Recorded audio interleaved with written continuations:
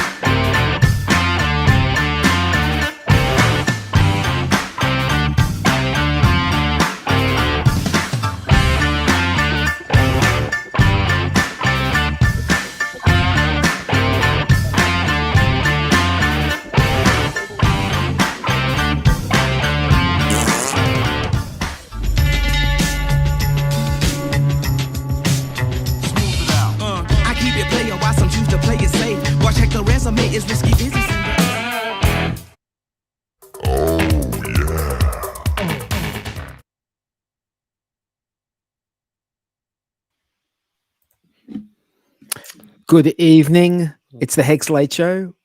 What's happening, Blue Bum?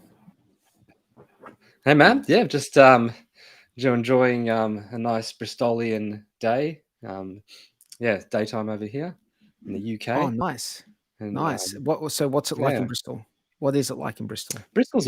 Bristol is a beautiful city. It's a really funky little city. It's got all these kind of nooks and crannies, all these beautiful little streets and lots of lush greenery and like farms in the middle of like the city and stuff like that. And yeah, it's a really interesting place.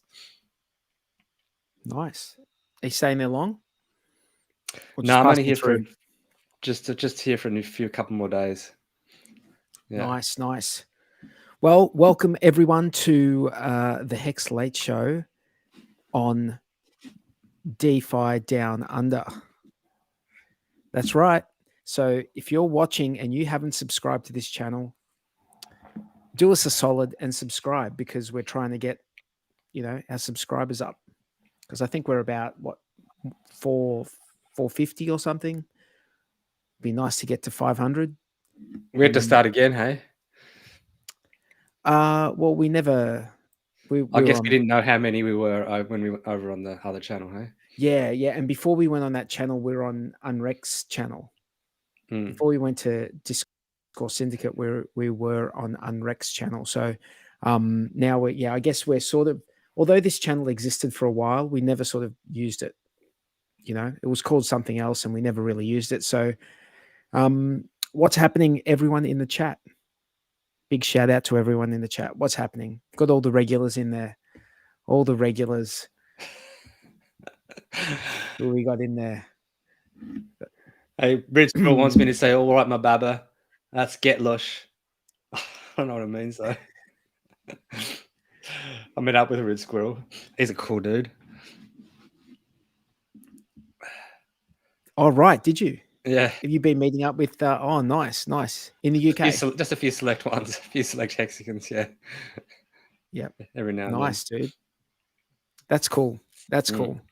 That's something you've done a lot of. You have met, I think very few Hexicans have traveled as widely as you have. Like, have been to as many different continents as you. Like, think about it. You've been to the US. You've been in Australia. There's a bit of a German crew who's been around a bit as well. Yeah. Well, I've heard about the German crew getting around. Yep. Yeah, of course. They've been around, but you've been around quite a bit. You're probably the most well-traveled Aussie hexagon, I would say.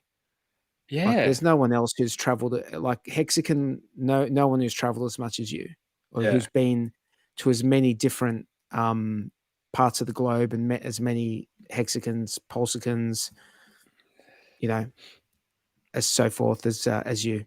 Yeah, they're waiting for the next bull before they spread out into the world. Hey. Yeah. Of course, that's what we're doing. Yeah. Well, some of us will probably just stay put, you know. Yeah. And unless it's holiday time, and then, you know, we'll bugger off. Yeah. Yeah. So what's been happening this week, man? We had our on the DeFi Down Under, we did a show on Saturday that we were talking about Beetroot World. Yeah. That's what we were talking about. Yeah, we talk about non-hex related stuff. Non-hex related stuff on that. And it's called Not Hex. That's the show. Yeah. But yeah, tonight we're talking about hex. So is there actually, you know what, something I didn't realize, which Alex actually pointed out from Hedron, was that now that it used to be when we were on ETH, our main liquidity pair was USDC. But since we've moved over, because our main liquidity pair of EHEX anyway is HEX, like HEX on PulseChain, and that main liquidity pair is with Pulse. So that's actually quite a change that I didn't really think about. So we're very much tied. HEX is now very much tied to the Pulse, the success of Pulse, isn't it? And if you think about where it was from the beginning of HEX, like when it started in 2019, or at least in 2020, it was tied to Ethereum, and then it swapped over at some point to USDC, didn't it? Yeah. And we all thought that was a really smart move to go over to USDC. I'm wondering whether like Coasters, they're about to release their stablecoin over on Pulse. And it sounds like that's just a really straightforward, like it's even safer than USDC or USDT in terms of a stablecoin, the way they've set it up. And if that all is the case, and it would be great to have more of a liquidity pairing with USDC, with the US dollar, just because, like the US dollar is over time is just, going to devalue no matter how you look at it. And so, will you be happy to, do you have to KYC to use that stablecoin? Yeah, you do. Yeah. Because you've got to, but it's backed by dollars in the bank. Like right? you don't have to use it. Like I could just use it now. I could just buy some of that. I could just get some of their stablecoin, and I don't have to KYC. But if you ever want to get it out to your bank, then, or if you want to bring it in from your bank, then you'll have to KYC. That makes sense. That's what you have to do anyway. So you can't get around that, it seems. Yeah. Although there are some things that I've been looking at that, like block blend, like when I was looking at Beat, I was looking at block blend because that's the front end that Beat uses.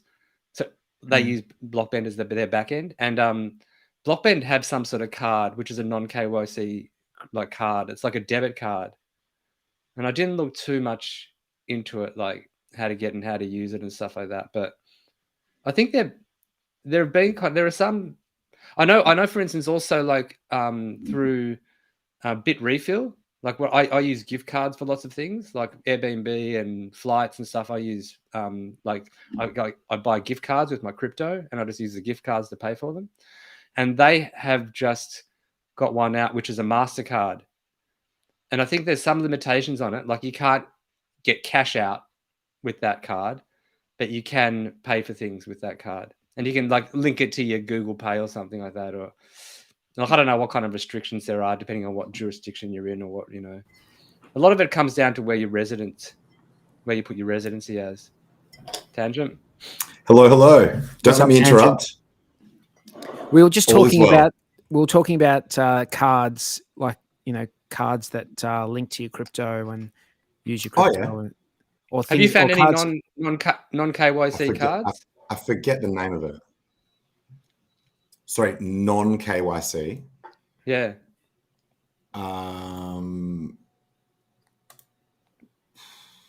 I mean, you can get the gift cards, like you can buy. Yeah, the gift. Yeah, But if you want an ongoing balance, like reloadable, not that I can think of off the top of my head. I guess those two things kind of by necessity are exclusive, like they're mutually exclusive, that you can't really have a credit card that's not KYC because by definition, it's the legacy financial system payment rails. So they're not going to allow that.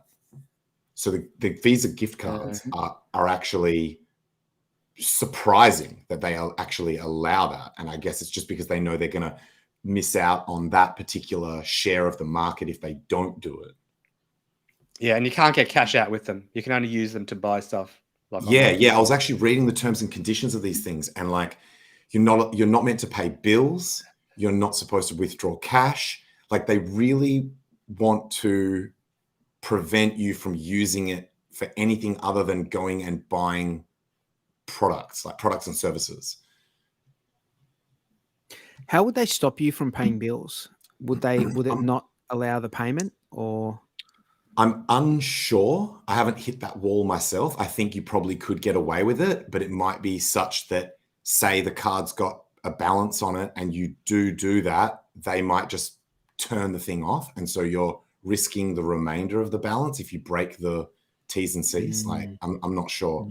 But I was surprised when I started reading in more detail what you are. And obviously there might be different products out there, but the one that I was looking at, which is like a, just like a Visa, like a MasterCard gift card. Yeah, that's on BitRefill. Yeah.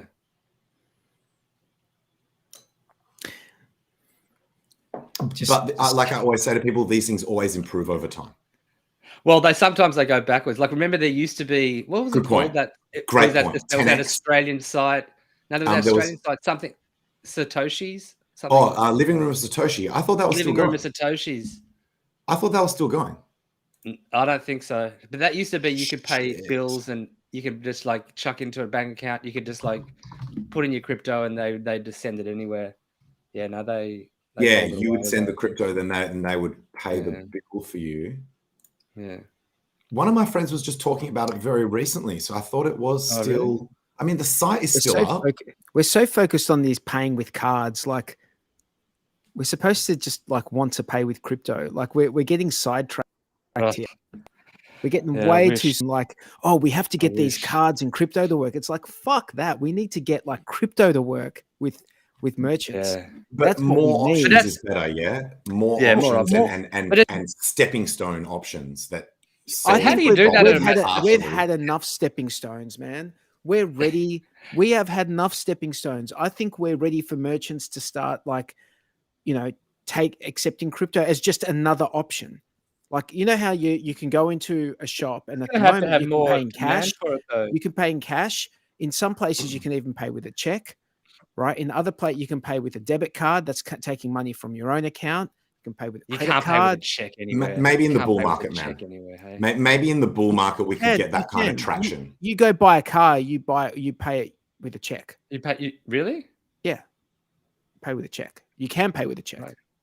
Yeah, I seriously think I love your enthusiasm, but we need a bull market to convince merchants that there's actually enough people who are in the space.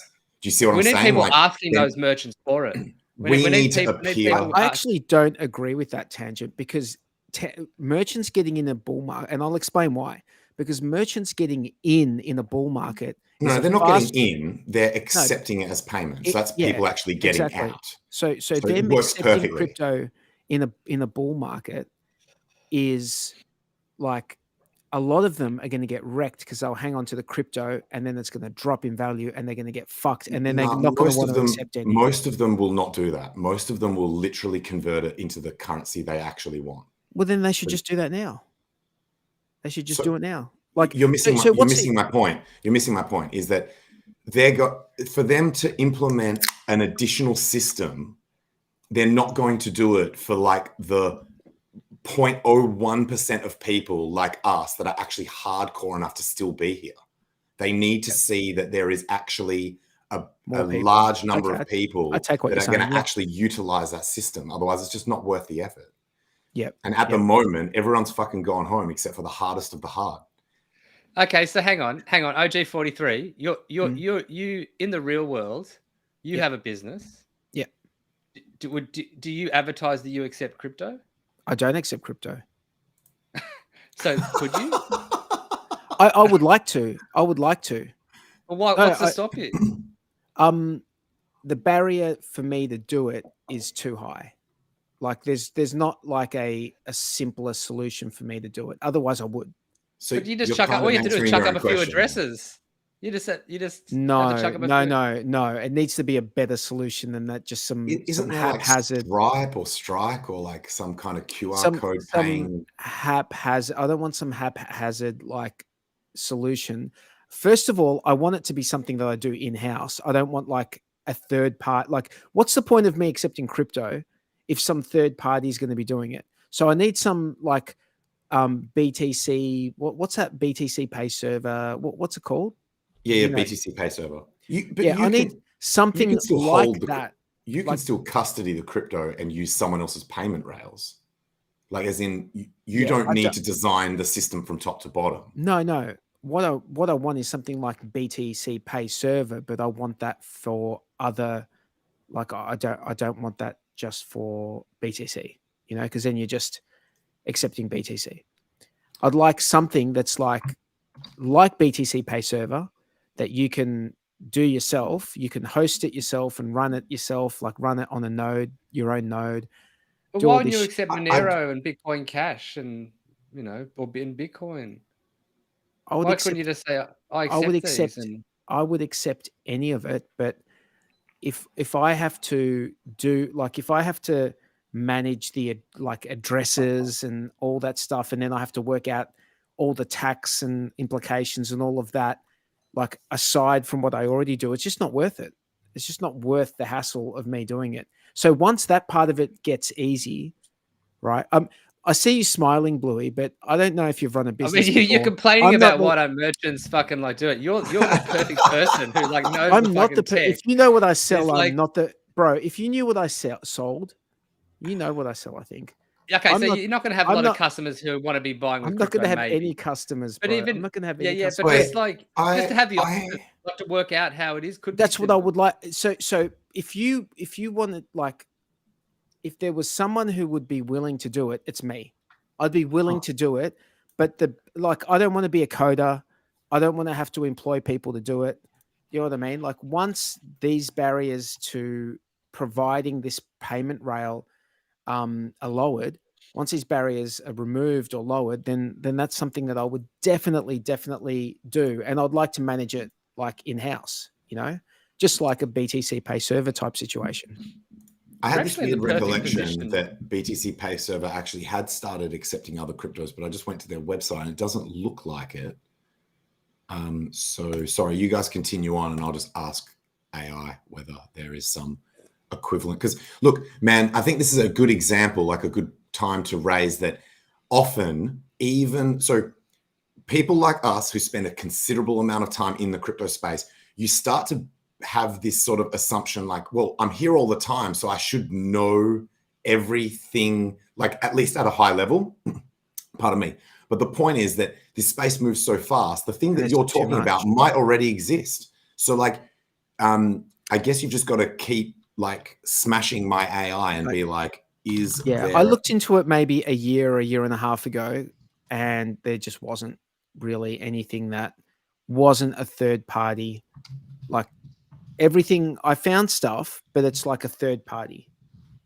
Like, you have to trust the third party. Or like Coinbase payments and it's some like shit that I don't. That's not what I want.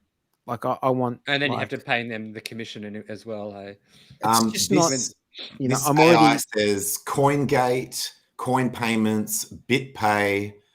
Coinbase Commerce, GoCoin. So you know what? Sorry, you guys keep going, and I'll just ask specifically for the things that you want. Yep, do that. Hammer that AI. Make it work. Make It'd be someone great else's to computer know. work. It would be great for us to know, like, if we were getting into a conversation with someone who does have a business, and they wanted to, like, offer people could pay in crypto. Like we could just say, oh, just go here. This is how you set it up. It's really good. Blah blah blah blah blah. Like there should be something like that. Hey, Yeah, I think so. ideally. I mean, it should be easier. It shouldn't be harder. It should be easier. Maybe it's something that will happen more organically when the volatility in crypto subside, like when there's less volatility. That's not going to happen. That's not going to happen because Eventually what people don't realize. Eventually, not really, because the thing is, we're measuring in US dollar or Australian dollar. Yeah. And so you could also say, well, no, crypto is really stable. It's actually the dollar which is really volatile. Like it's because it's a relative thing. So, and you know, like it's always going to be volatile in terms of, you know, comparing it to terms of the fiat dollar. money. In terms of the dollar, Fiat, yeah. It also needs to be a bit like email in the sense that it can't be some shit where like people have to download a specific app or any crap like that. It has to be literally like universal. It has to be like a protocol that's universally accepted or used. This reckons that now payments fits your criteria set. Oh, wasn't now payments the one that they were accepting Pulse, or that Katie was like? It could be. Was that them? It could be. So now payments, KDP talks about it. Looks like a good right. merchant. Look it up. I'm going to be using it. Oh, and by the way, whoever commented that, my AI had actually already come up with the same answer before you, like, as in I wasn't just stealing your shit. Like, as in I hadn't seen that comment until. No, but just shows you that the crowd is equally as good as AI. Absolutely. Oh, absolutely. Well, yeah, I would say better probably. Yeah, it depends what we're talking about. Like, as in, if it was something say specific to do with PulseChain, then probably the community is better. But if it's something that's like medical, then I would say that AI probably smokes us all, even if we put our minds together. But it's probably wrong. You don't have a lot of faith in AI, but like it's getting better by the day, and it does smoke. Like it does cane. The other thing is, by the way, not to sort of like sound like an AI shill, but with some of this stuff, if it says, hey, like that actually what you want doesn't exist, you can just tell the AI, make it or help me make it. Like, let's go. So everything's going to become very iterative, especially technological based items. So you could get an AI to help you make exactly what you want or to modify something else that already exists. Have any of you guys seen the latest season of Black Mirror? No. I've only just started watching Black Mirror, so I'm still on the very two or something. Serious? Okay. What season are they up to? Season 6. Oh fuck no! But there's only, there's like some of the seasons only have like 2 or 3. Yeah, like episodes. A few episodes or whatever. Yeah, they keep people guessing. By the way, do you guys recognize this this T-shirt? I do, man. That's the one I had. This is the one I copied off Bluey. But yeah, feel free. Like, as in, what is there something related to AI or crypto in that latest season? Without plot spoiling. Yeah, in the first episode, there is. Yeah, sort of. Oh, not really. Like quantum computer stuff. Guys, by the way, while I remember, because it just happened to me, every time I load Twitter up and for that split second that it's in the loading screen and looks and it has the X. Yeah, I miss it as well. Like for a split second, I'm like, where's Twitter? I didn't click PulseX. I didn't click to go to PulseX. I want to go to Twitter. Like I literally think I'm going to the PulseX website, even though the logo. Yeah, I look up in my browser bar and I'm like, oh fuck, where was Twitter? I can't find it. Oh yeah, because at first they hadn't changed the ICO. Like, so the little bird was still on the tab, or maybe I needed to hard refresh or something. Now it's not. I think it's a really bad name change, actually. People are getting so upset about it though. Like, as in the shit just works exactly the same, right? Like, as in as a user, nothing's changed other than literally the logo. Yeah. For now. Yeah, it's been. I don't see why. I Yeah. don't see why it like went trending on Google. Like it was that, and I guess you could argue that if that's the only benefit that he got out of it was that it just blew up the internet and became the most talked about thing for like a day or two, then that was probably worth it. Now he could just change it back. Yeah. It's so useless though. It's like whatever. Like give us something we actually want. Let us allow a crypto tip on Twitter. Like that'll be something. Well, that's people are actually... speculating that Dogecoin's coming to Twitter or something. That's why the Doge price has been up. Did he have some Dogecoin in his pick, like somewhere in his bio or something? And so people just assumed that he's going to implement it into Twitter. Although I guess they've been saying that since the start, right? Yo. Yeah. It's going to be HEX. Dude, that would you be reckon he's sick. a tip in HEX? Dude, that'd be so Tip sick. in HEX. In EHEX? Remember people used to tip on Telegram back in the day? Do you remember that? Yeah. People used to What tip happened to that? HEX in. Yeah. I got People some. used to tip like 20,000 HEX. Yeah. People used to tip like 100,000 HEX, 20,000 back in the day when it was like worth almost as little as it's worth now.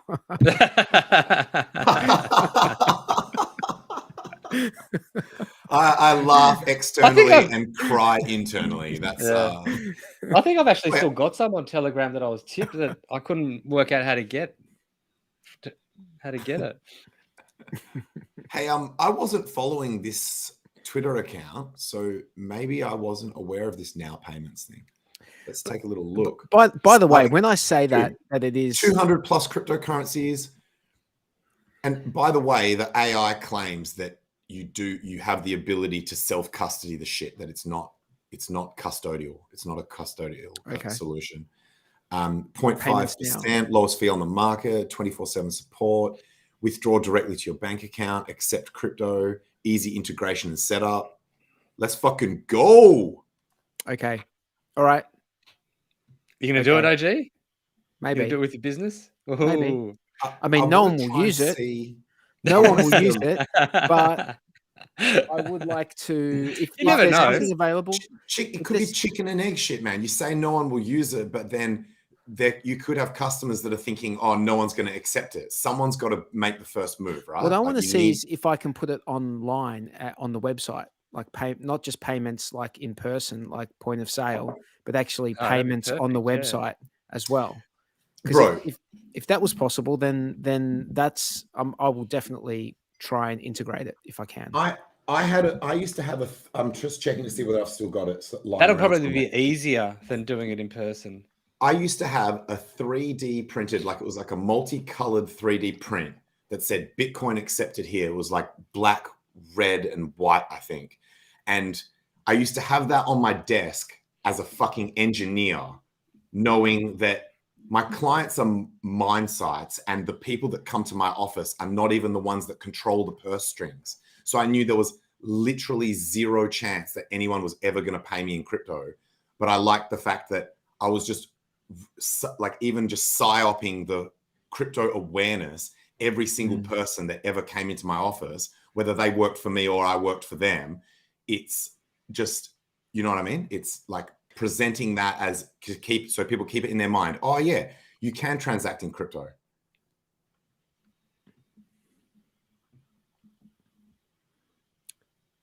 Yeah, I like the idea. I like the idea for that reason. Like, I don't know who's going to use it, but even people just going to the website, going to pay for stuff, get exposure to that being a form of payment. Just like 20 years ago, PayPal was an option. Was it 20 years ago? Whenever it was, PayPal was an option at some stage that probably very few people used, but it was there as an option on websites. Yeah. Unfortunately, PulseChain is not here they've got a specific page called supported coins. And let me just check. HEX, no. ETH obviously would be, yeah. So it's like, there is quite a large list here. It's nowpayments.io/supported-coins. They take Arbitrum. So it's not insane to think that they could add HEX Pulse soon. You know, I've developed a bit of a rep for driving these kinds of campaigns where we just absolutely smash people on Twitter in a polite and respectful way. So maybe we do one for the now payments and just be like, Well, check hey, out yo. what I thought Katie has already like lined it all up with them to do that. By the way, they've got Raven coin on here. So like that's a laugh to have inflation So they've got Raven coin on here, Raven Ethereum coin. Classic. Yeah, like our coins, like Hex and Pulse and that are infinitely superior to most of the shit they have listed here. They've got fucking Floki. They've got the shittest coin of all, the US dollar. They've just got it's a They must have shit a deal show with they must have a deal with some exchange. If They've got Pancake Swap. They've got one of the scam Inu meme coins that I've never even heard of. Like I've never heard of this particular one. So it's not like they've got a high bar for what is allowed to be accepted here. They really don't give a shit. In fact, it's almost like they want people to get wrecked. It depends who. Oh, Ethereum proof of work. Depends who is. No way, really? No shit. Ethereum proof of work is on the list. Is that still kind of like? That's fucking Is that wild. still worth like sussing out ending our hex stakes on that and kind of? Oh yeah, I still fuck around over there. I still yep. When I get a bit of time, I go and like get my claim my Hedron and convert it into hex and shit like that. I mean, it's all like orders of magnitude lower prices, but some people love those low prices, bro. If you want the cheapest hex in the game, it's over. If you want to buy Billy Hex, that's where you go. Yeah, if you want to be a hex billionaire, then bring your $1 of economic energy over to Ethereum proof of work. But by the way, the contract is the same. You can still stake it and make more. So if you say, okay, well, don't worry about the unit bias, you can get $100 on that chain and stake it in hex. Turn it into $110. And it just means it just sounds like a higher number of hex for that particular chain. But the mechanism is still the same in terms of the trustless yield. So if you're starting off with in dollar terms, then it's still the same game. With, I guess, the exception being that you're on a proof of work chain, which some people, like this guy, actually have a lot of love and respect for. So yeah, it's not the most insane idea ever to interact on that chain. Speaking of trustless yield, check out the daily stats, guys, for Hex. If you have a look here, the T-share rate on Ethereum is 28,384 hex per T-share. And on PulseChain, it's 28,376. The payout per T-share on Ethereum was 6.532. And the payout per T-share on PulseChain was 6.68. That's literally just the most recent day, is it? That's the most recent payout. Okay. Yes, that's the most recent. Why would it be higher on penalties? PulseChain? Because more share, more end stakes, maybe.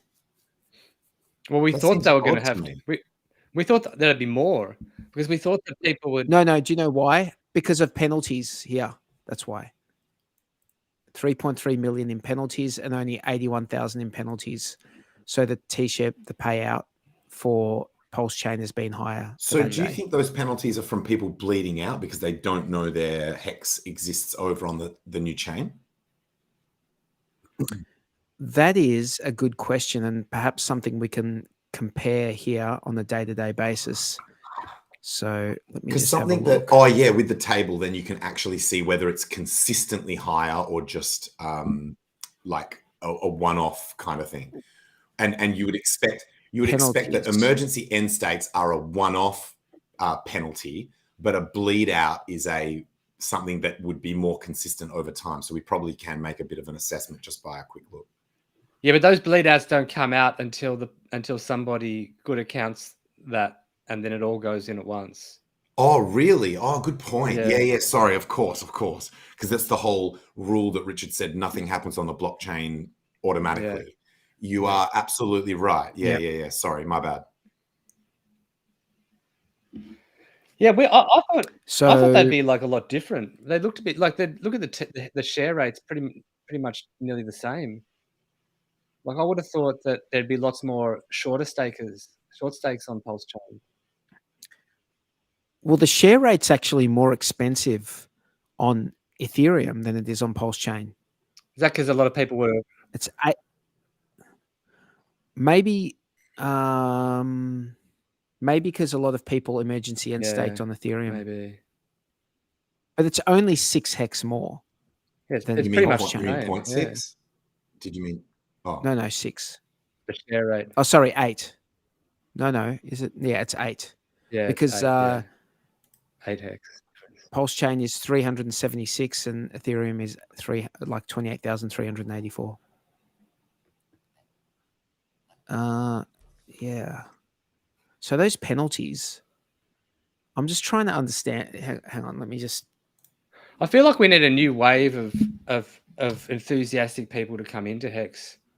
yes. I think every Yes. crypto needs that. I mean, maybe it happens with the. What do you think this doco release will have? Like if the doco gets tons of eyeballs, like and becomes kind of has this big release. Let's say millions of people watch it or see it. But do you think that will have an effect on Pulse and HEX? Millions of people will watch Yeah. it. Millions of people will watch it over the next 3 or 4 years. Yeah. I've got good news and bad news that ties into like high level good news, bad news that ties into all the things we've been talking about, including Elon Musk adding HEX to Twitter as the one and only cryptocurrency that you can use, is that at the moment, it has been effing shocking at how crazy good the news cycle has been for crypto and how poorly the prices in general have performed based on that news.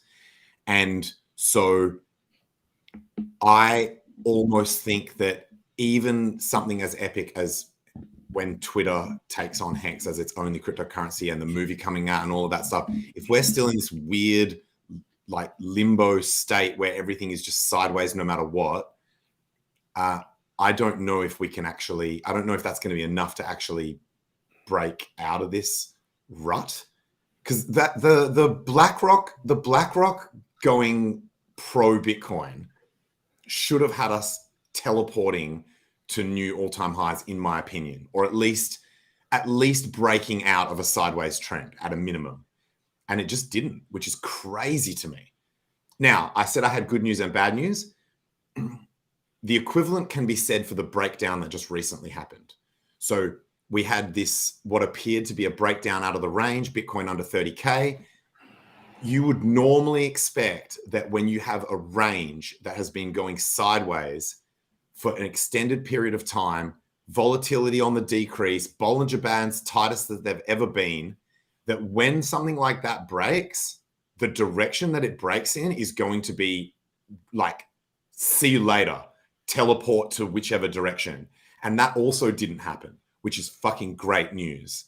That's actually, so effectively the reverse comment of what I just said that was disappointing about the bullish side is saving us.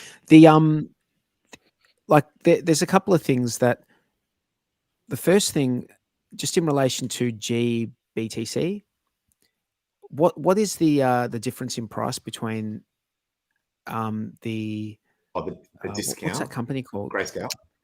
Yeah, the discount. I think it might be 25% or something. Getting closer. It's trending back towards zero. Like it is moving back towards zero slowly.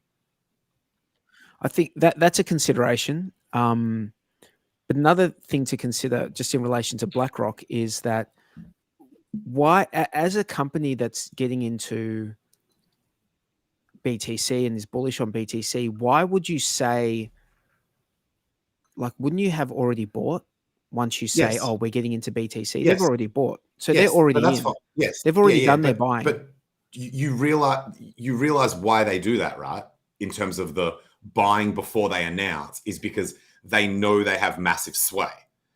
So they are not going to be the ones pushing the market up because they're already in, if you believe that theory. But all the dum-dums that believe, whether they're institutions or individuals that believe that these are the gods of finance, they have to hear it before they go and do it. So it's not them buying, it's the secondary effect of them backing it reputationally. And making others bullish on Exactly. it, and then they get in. Exactly. Yep. And you think that hasn't happened in the way that you thought it should happen? Yeah, absolutely not. There is a lot of not even nowhere close. There is a lot of, but you're talking about. See, that the issue is that there's so much pressure on businesses and even just individuals with loan interest rates being so high. There's a lot of pressure on these entities, so they're not going to. I don't think they're going to be, even though like BlackRock might be, getting in or is already in. Why would these people or these entities, like, where do they get this appetite for risk at this point in the cycle where things are not looking great? And I think that's going to be the issue. Until the economy or the macro is looking a bit better, there's no confidence. There's no appetite in the market to how would buy you explain in the these stock things. markets going up off their face? Like Are they? NASDAQ went up like 40%. Yeah, massive. They've been fucking mooning. NASDAQ up like 30 or 40%. Yeah, I mean, isn't that Like, all crazy shit? I don't know, dude. Yeah, but I don't know. I think my just answer wonder- to my own question would be that risk No, appetite. but just so I can answer this question that you're saying, like, about, like, what, can't they just borrow money and buy stocks? Isn't that what that companies do? They just borrow money and buy stocks.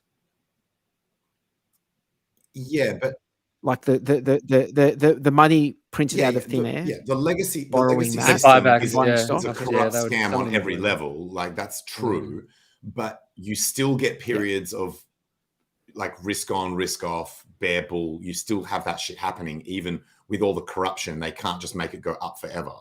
So if They can. the point is that if you're saying like, oh, where are people going to get their appetite to become risk on? It could be from them In crypto.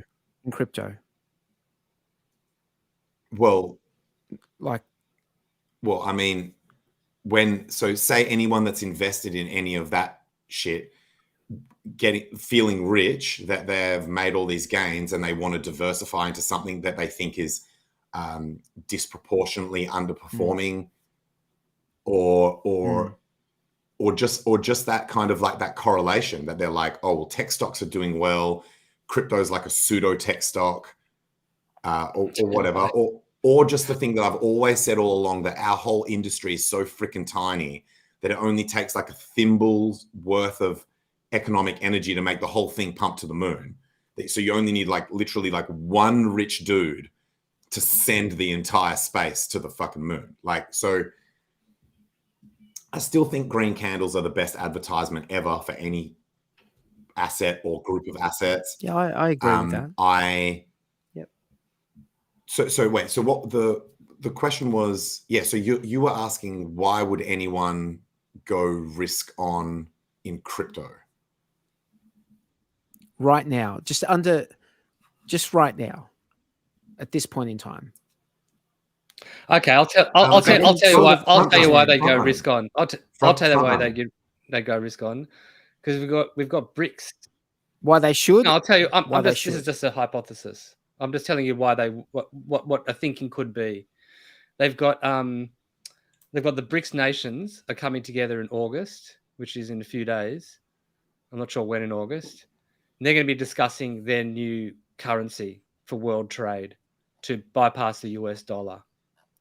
So that's incredibly bearish, the US dollar. just a few days ago, we had Henry Kissinger, who's 100 years old, visit China. Now, why is 100-year-old Henry Kissinger visiting China? Maybe it's because, like, China for years They've got. it was basically the I heard holder. they got good foot massages. Yeah, that's what it is. Maybe it's because, like, for years, China held and still holds a lot of American debt, and in the way of bonds. That's how America paid for all of its stuff over the last 20 years. They've been deleveraging over the last 15 years. China has, but still they own a whole lot of. I mean, China could easily just crash the whole American bond market by cashing in right now, and that would just basically. Well, that's the reason probably why we've got America itching for war with China. So maybe Kissinger went to China to try to work out some sort of deal whereby we wouldn't see a war. Anyway, all of that is very bearish US dollar and long-term bearish the US dollar and economy. So if you were someone who dealt only in US dollars, to de-risk from that, crypto would be the obvious, like a small position in crypto would be the obvious, like a hedge. So it's over this year. It's ridiculous that Henry Kissinger, 100 years old, like 100-year-old man with a colostomy bag, is going to fucking China to like work out some deals. So by the way, that comment that I made about the gain on the NASDAQ, it's since the start of the year. Now that's kind of a cherry pick because the start of the year just happened to be a local low, but it's true that from the start of the year up 43%. So yeah, that shit's bullish. And my answer would be front running that if any participant, if any network participant perceives that there is going to be an increase in a certain sector, you want to invest before it pumps. So, and then that's what really kicks it off. Put up Spenny's comment.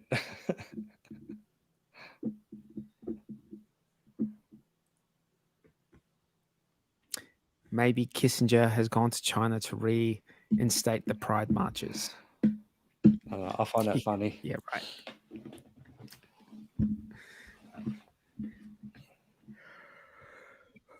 Yeah, so no, because I was just thinking, do you know what I've heard around the traps? I don't know where I've heard it or read it, probably on Twitter.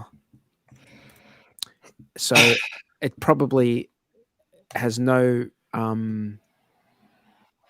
there's probably no truth in it, but I've heard that BlackRock is buying up properties now. They're just but buying they own properties. everything and buy everything. Yeah. No, we've been hearing that if for you ages. Can just keep what wasn't Bill money. Gates buying up everything as well? Yeah, like farmland. They're just buying up all the land and all the properties and all the land. So these companies, they've just basically can borrow as much money as they want.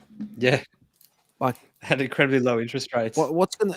I mean, the Australian banks do it. They borrow money from the bank and then put money in the bank and collect the interest. So they just get a free $60 billion a year or something just for doing that. Such a scam, isn't it? Such a scam. Crypto's so literally the only place where there's any degree of fairness. And while, they can just use their infinite money print to just come in and buy crypto as well, at least they can't do it without making the rest of us like giga-jillionaires. Exactly. So it's there's a deterrent for them to just simply come through and just buy, and while they can manipulate. You'd think eventually they'll have to do it though. Eventually they'll have to do it. Like as they keep printing their money more and more and more and spending it on wasteful things and just it devalues more and more and more, and they start running out of things to buy, they're going to have to Yeah, They're gonna I have to agree go- that the game theory would dictate that eventually they will get cornered into that position Yeah. where there will be no winning move for them other than crypto. to make us super rich. Yeah. Meanwhile, the US government, like the dumbass US government or whoever's in charge of holding that Bitcoin from Silk Road, just sold off like 10,000 Bitcoin Did they? very recently. Yeah, I heard about that, or Yeah, that they were from going Silk to, Road. or something. No, they just sold it off. Like, Do they sell it at a why discount? would you How much of a sell- discount do they sell it at? I don't know. I think they just sold it on the Oh, market. really? But why would, like, the US government needs whatever they can get. Why would you sell like Bitcoin, which is at an obvious discount to its all-time Didn't high? Richard say that sometimes they don't get a choice? Like, as in they're hemmed in by the rules of their shit, and so they can't be like, hey, I think Bitcoin's going up. Let's like keep it. speculate hold and a bit of hold it. it. They just have to Let's do leverage like trade a bit of this. Really? They have to sell it. They have to sell it. But okay, no. Wait. You see the coins go to fucking BitMEX? Like, Well, I don't know if I agree with this. I don't know if I agree that governments can't choose to delay the sale of things. But who's making well, those it decisions? just depends on who's Why can't they? holding it and what rules there. How can they delay all sorts of shit all Yeah, the true. time? Like what kind of nonsensical? It doesn't even make sense to me. They stop things from happening all the time. Governments with rules, fucking rules. All these rules stopping things from happening all the time. Surely, if they wanted to stop selling the Bitcoin for a little bit of time until the price is higher, they could work out a fucking way to do it. But no, they just dumped it on the market. Yeah, there But might how be long a way. had they held it for? But- It was from Silk Road. That would have What- been. They would have been holding it for like 9 years. I know. They've been you're holding it for suggesting- fucking how long? Well, that's so. 8 but you're years, 10 suggesting years? there would need to be someone there that actually has that MO, and then they would have to like work some kind of workaround or some kind of way to like delay the so there would have to be some deliberate action to like, assuming that Richard's right about that sometimes they're in a position where the rules or the usual path is for it to get sold, like proceeds of crime or whatever it is. There would have to be some actor there in a position of influence to decide that that's a better play and then to like manipulate it. So I agree with you. There's probably ways that they can like Do what they Postpone. want to do. not Yeah. follow the rules or whatever, because it's a system Rules. built on corruption anyway. So why not just do what you want and not follow the rules that you even set for your own departments, etc. But the way they've got it structured up is they've got a whole lot of people who are following rules, even if those rules are based on corruption.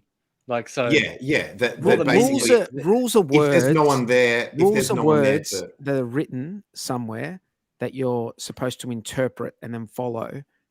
And the interpretation is where they've got the leeway, the interpretation of the rules, because that's what the whole legal thing is. The It's the assumption interpretation. that you're making that's unlikely is that there's even someone there at all that wants to do that, that wants to hold the coins, or that believes it's a good idea to do so, or is willing to risk their job to do it. But that is why I'm hanging shit on them, because therein lies the problem. There fucking should be someone there who realizes the importance of holding the Bitcoin. And there isn't. And there fucking should be, dude. That's my point. There fucking should be. If there was someone I wouldn't even there trust that them, had the same with key conviction as management. us, they'd quit their government job immediately. So then they're not there anymore. Do you see what I'm saying?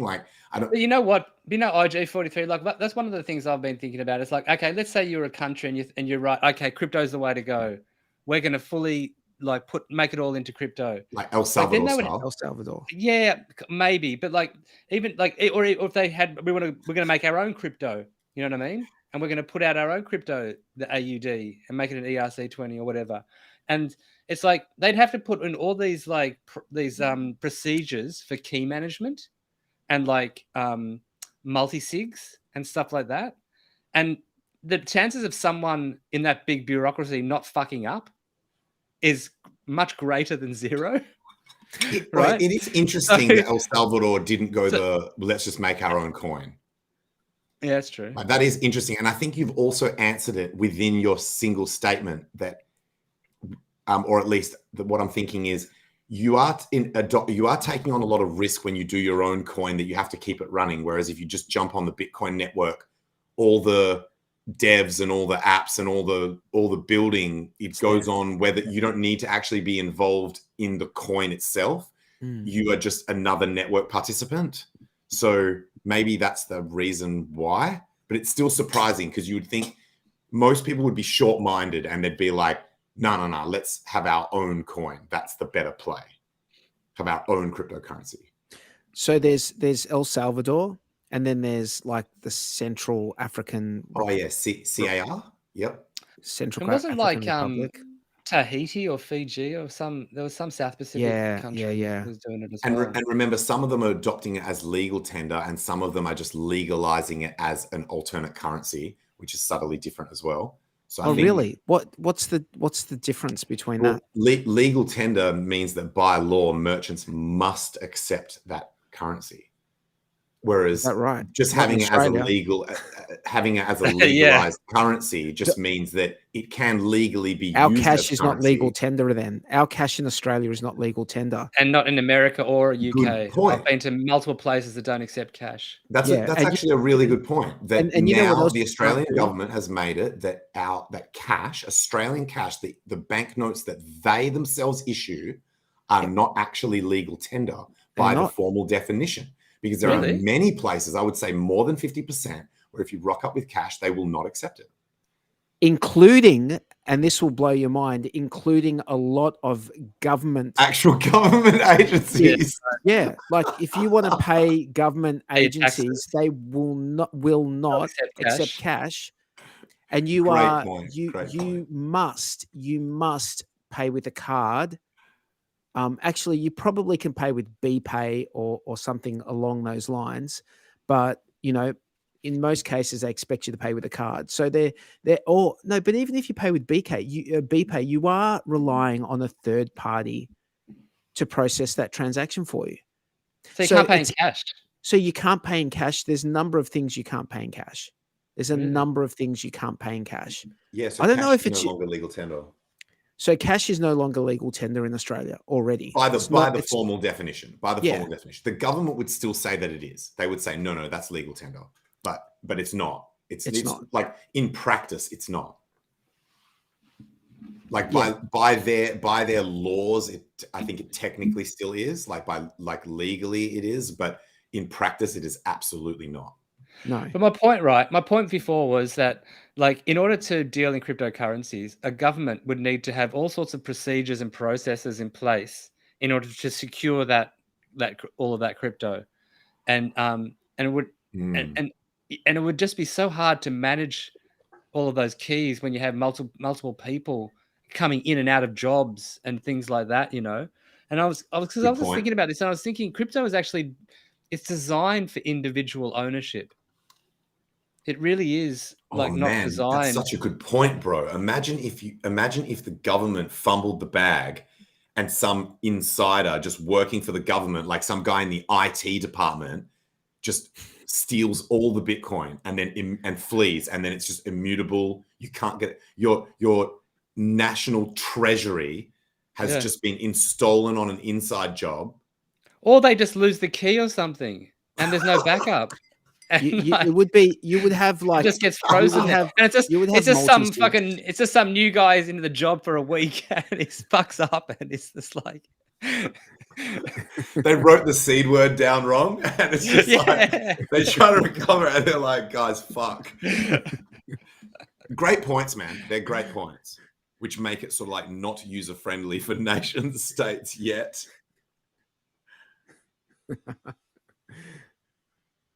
How do we get everyone to start using crypto? That's the big question. Like, we've got to fucking kick people up the bum to start using it.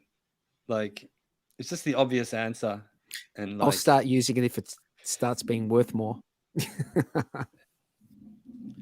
It's worth too little to use at the moment. Once it starts, being worth more. Look, it's going to take a lot for people not to measure things in terms of their fiat currencies. Yeah. Like, it might take a full rotation of like everyone, like as in we might need, it could be generational. Like you need people who are born now, like for everyone. Well, we need those we would need those fiat currencies to crash bad, which would be like super ridiculous inflation, and then people just start using something else, and then something else becomes really, really popular, and then everyone just starts using that as the thing that everyone wants. And very similar to enlightenment, like it can be a slow process or a very freaking fast process. So it can be like just a grind as it slowly improves, or someone can just like snap, like have a break and just absolutely like snap into it. Yeah. And even now, it'd be hard to know which crypto to actually use as the base, that you measure everything from. Well, I know Bitcoiners would say Bitcoin. I love this idea that HEX is going to basically be the Bitcoin of PulseChain in terms of the store, like the no-brainer store of value asset. So that at least within our ecosystem, I can't see any solid reasons of why it would be something that's not HEX, because HEX has been around the longest. So while it technically only existed on PulseChain from the start of the fork, just like anything else that was forked and anything that was deployed on day one, the trust in its contract and it not failing and all that 100% uptime shit that we always say, that goes back as far as when it was actually born. I can't think of a solid argument. And look, I might be biased because I'm a HEX fan, but I can't think of a solid argument of why it would be something else. Unless someone said that it's a different asset that's wrapped. Like, so say someone could say, well, it's going to be wrapped Bitcoin. If Bitcoin becomes the asset that world reserve currency or whatever we want to call it, then on PulseChain, then it would be the wrapped Bitcoin. The wrapped Bitcoin on there, yeah. That might be the closest I could come to as a that someone could mount an argument for what the store of value asset would be, or the native asset of the chain. I guess you could probably mount an argument for that. So HEX, Pulse, or wrapped Bitcoin, you could probably argue between those things. So I'm actually just destroying my own. No. I still think it's HEX, but my point is that whereas I started off with it's HEX, no one could even create an argument for anything else. I'm like, all right, well, maybe some people could argue these other assets. I still think HEX would win the debate. What do you guys think about all these? Mount it. What do you guys think of all, like, I mean, it's just amazing seeing us go through this bear as a community, and how it's like levels of depravity are reached or something like that, or levels of something, of desperateness, of whatever, fighting and yeah. And it's just like all the emotions, all the grit, like the cycles of grieving or whatever. Everyone's been through all of it. I've been relatively impressed. I think for how bad it has been, I've been impressed at I'm not saying that it was free of drama and negativity and unnecessary fighting, etc. But overall, it was really bad. Like, it's the worst bear that I've ever been through in my entire time in crypto since 2012. And the community handled it with relative grace when you consider how bad it was, and also how new some of these participants are, because the newer people are, the less like wise. You know how in when you go to the gym, you've got your biological age, but you've also got your training age, like how many years you've actually been training in the gym. It's like that in crypto as well. There's how wise you are as a human, but then there's your crypto wisdom. So you can be an old human, but if you're new to crypto, you're still going to act like a fucking rookie for like many components of your behavior. So relatively speaking, I've definitely been impressed. What do you guys think? Yeah, I mean, it hasn't affected me so much because I've actually it's actually been fine, this bear for me. I've been like doing quite well. But like I see the kind of everyone like losing it like big time and going through something every week almost. And like this latest one where it's kind of this, I don't know, it seems to be this, it's like any kind of fissure starts getting wider and wider. Like there is a bit of a fissure between people who are just like RH and only RH stuff, and all these other people who have gone, no, there's PulseChain now. We want to develop all of these things on PulseChain. And it seems to be a bit of a division between those kind of communities or that kind of outlook. And I think that's a bit sad to see. Like, and I guess they both have good points within their arsenal. Yeah, that there's things that, regardless of what side of that you're on, there are solid cases to be made. So it makes it so it's like one of those maybe like categorized as unwinnable arguments where it can just go on fucking forever because everyone can just keep bringing forward the points that actually are strong on their side of the debate.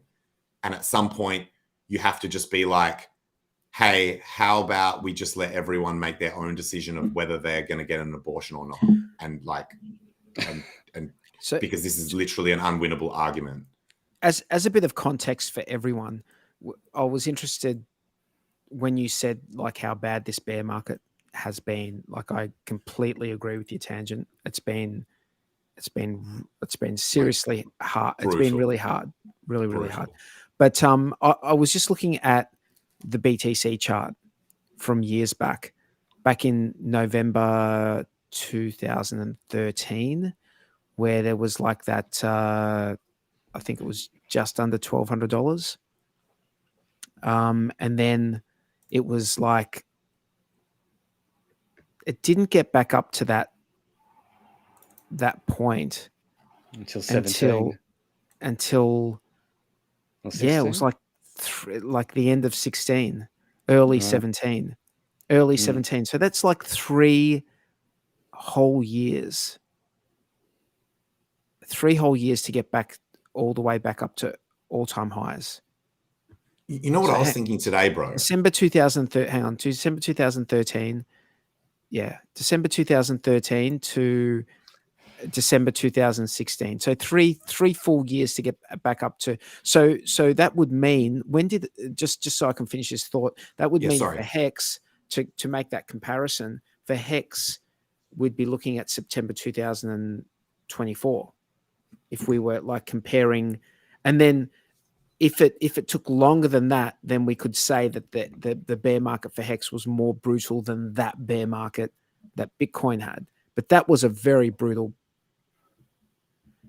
And go on, sorry.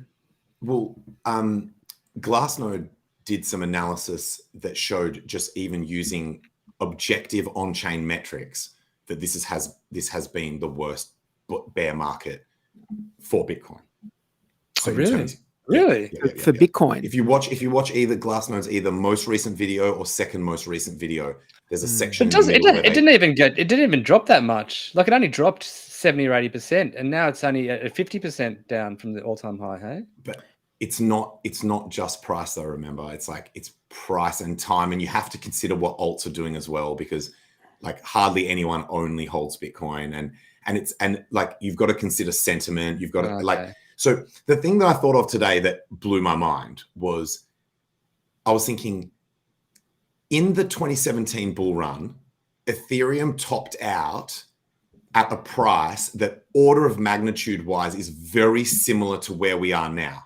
Then we went into a bear. And if at any point between then and now, or then and a year ago, someone said to me, hey, I can see the future and Ethereum's going to be like ballpark within the price that it was at the fucking peak of the 2017. So we're talking about over half a decade with this idea that if you hold crypto for over 4 years, you always do like really, really well. That was like a narrative that was floating around within the crypto space just based off those data points, which is why I always say we don't actually have enough data when you start talking about full cycles.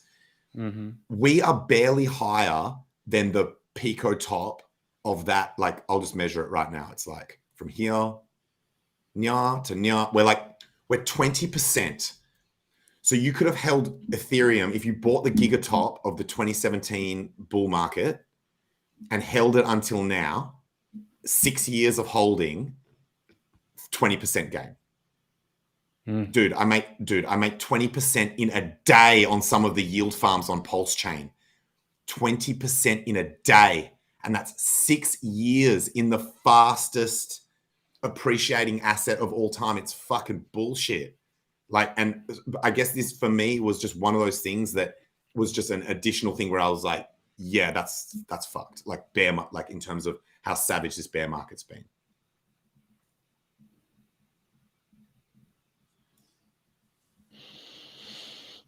So after that Bitcoin bear market, when it was 2013 to 2017, so we're talking 4 years.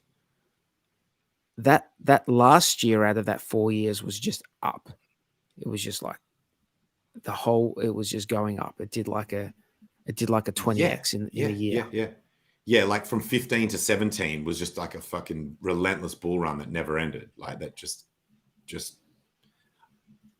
yeah. I don't know or think or whatever. I don't know what HEX could do in a bull market, but like imagine it hit its all-time high and then did a 20x, which is basically what or an 18x. What would be an 18x? Like $9. Like $9. $9. You know, I mean, the doco coming out, I think it's basically a bit of our Hail Mary. Like that. I mean, we need a big new wave of new people from somewhere, and for a lot of them to come into HEX specifically. I think they're waiting. I think those people are going to already know about Richard Hart because of the outrage marketing. They've already heard about HEX because we did an excellent job. So they're just waiting in the last for bull market. The price to up before they buy. They are basically. They're waiting. These people, they don't know that they're waiting. Uh-huh. It's like we've implanted the seed. Seeding. Like in the last 2 or 3 years, the seed has been planted. Right. And when they get overcome with FOMO, right. Yeah, I like that. I like that they don't know that they're waiting, or rather that as in when they buy, it's not going to be having from patience or by design, like timing by design. It's just going to be like, holy shit, I need in on this thing. I remember HEX. Maybe that's maybe that's a blessing. Do you know what? Maybe in some ways that much higher price that they're going to be buying at, maybe that is a cost worth paying to have not had to have gone through the psychological pain. You know what I mean? It's almost like you know how many people will be EESing? I'm just if HEX goes to $9, like how many people would have EESed like at $1? Well, maybe not at $1, but maybe as at $2, people will be ESing their. Like it's going to be. But that's all part of the game theory, right? That's deliberate. Yeah, totally. EESing is not a failing of the system. It's there as part of the system for people to use if they either want to panic sell or whatever, and it just means that everyone else at least gets a benefit from them doing so. That might be the real test for Hexicans. like living through this bear and then it going up incredibly fast and still holding on for the long term. You know, something that, like, so call it OCD or whatever, but some of the things that in the early stages that I didn't like was stuff that changes, like the things like big payday and the adoption amplifier, where you're like, oh, it's like, or the referral thing where you're like, oh, it's like this, and then it's not going to be like that. And I was happy once we moved past all that shit so that the system state is consistent. But the big payday thing, the fact that if you emergency end stake that you'd lose all your big payday bonus was actually genius, because the people who have that big payday bonus, if they're thinking, oh, I'm going, you know, the price is $9, this is probably worth me EESing, but guess what? You're how about this? In half. Like, how about this? They live through this bear market. It moons, and then it starts going back down again, and it looks like it's going to be another multi-year bear. They're at about the 50% mark. Like maybe that's a 7.5 years, so they can get out with their principal and just forgo all that interest. There's going to be tons of people who just say, fuck this, I'm not living through that. Yeah, man. It's a good point. I think the lesson that has already been learnt is that timing the market is something that you kind of can't avoid. That as in, it is going to impact your decision making or your psychology, whether you like it or not. So you either need to, especially now that we know that these swings can be extreme, that the downside can be long, an amount and long and extreme, that the downside can actually heavily outweigh the yield that you're creating at times locally. So then that question does become, do I try to do I try and mitigate or whatever? And I guess the answer was, looking backwards, is if you had a staking ladder and some form of liquid bag, then you're not as susceptible to the impact of those issues, because you're like, okay, well, I can just sell some liquid, or I can emergency end stake one of these ones that's closer to finishing, so the damage is not as great. Yeah, and have some of that liquid in an LP, so you're earning as you go, and you've always got access to it if you need it. Yeah, but I think the harsh. Finbear, quick maths, at $9, I can pay for my relatives' mortgages monthly. This is just. Hey, Finbear, if it gets to $9, Bluey, me, and Tangent will buy Finbear. I was gonna, in one of my Twitter spaces recently, someone was in their profile picture was them sitting on the front of a Ferrari, and they were like, can someone buy this Ferrari for me? And George was like, oh, Tangent could probably buy it for you and stuff. And I was going to say, if coin X gets to price X, price Y, then I'll buy literally everyone in the community a Ferrari. And then I was like, I'm not going to do that shit, because one, it's not true, and two, it's an overstatement, and three, like, I advise against ever saying anything that is even an indirect dox. So I have been seeing a lot of, and so this is like a PSA, that lately I've been seeing people say things online that it's not like that single piece of information can dox your shit, but you're one step closer to a dox, right? But also, like, if that Ferrari dealer doesn't accept crypto, or even if they do accept crypto, it means you're going to be like dumping the thing you've got, and you're going to be dumping the price down if you're buying everyone Ferraris. Yeah. I think it was. I would have only ever meant it in sentiment, not in like, I don't think they could even make Ferraris fast enough to like. As an allegory, to fill the demand. Ferraris. If someone was offering to just buy everyone free Ferraris, but the point is that, like, please try to be careful with things that you might not think that what you're saying, and I've probably failed on this at times. Something that you say can be a step towards a dox sometimes, and I see shit on Twitter all the time where I'm like, oh, that's getting a little bit close to almost being a dox. And then the main reason why I don't actually go on there and be like, yo, don't do this shit, is because I'm like, I don't want to draw attention to that person's post that you could have a bad actor being like, oh, really? This, like, maybe I should record this and then try and work it out. You know what I mean?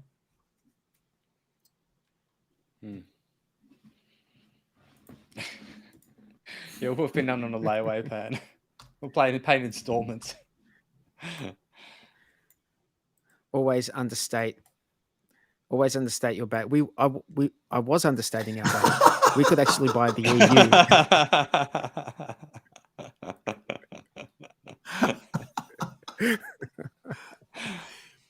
I guess the thing that I always come back to, speaking of that, is like the people who had the biggest bags got hurt the most.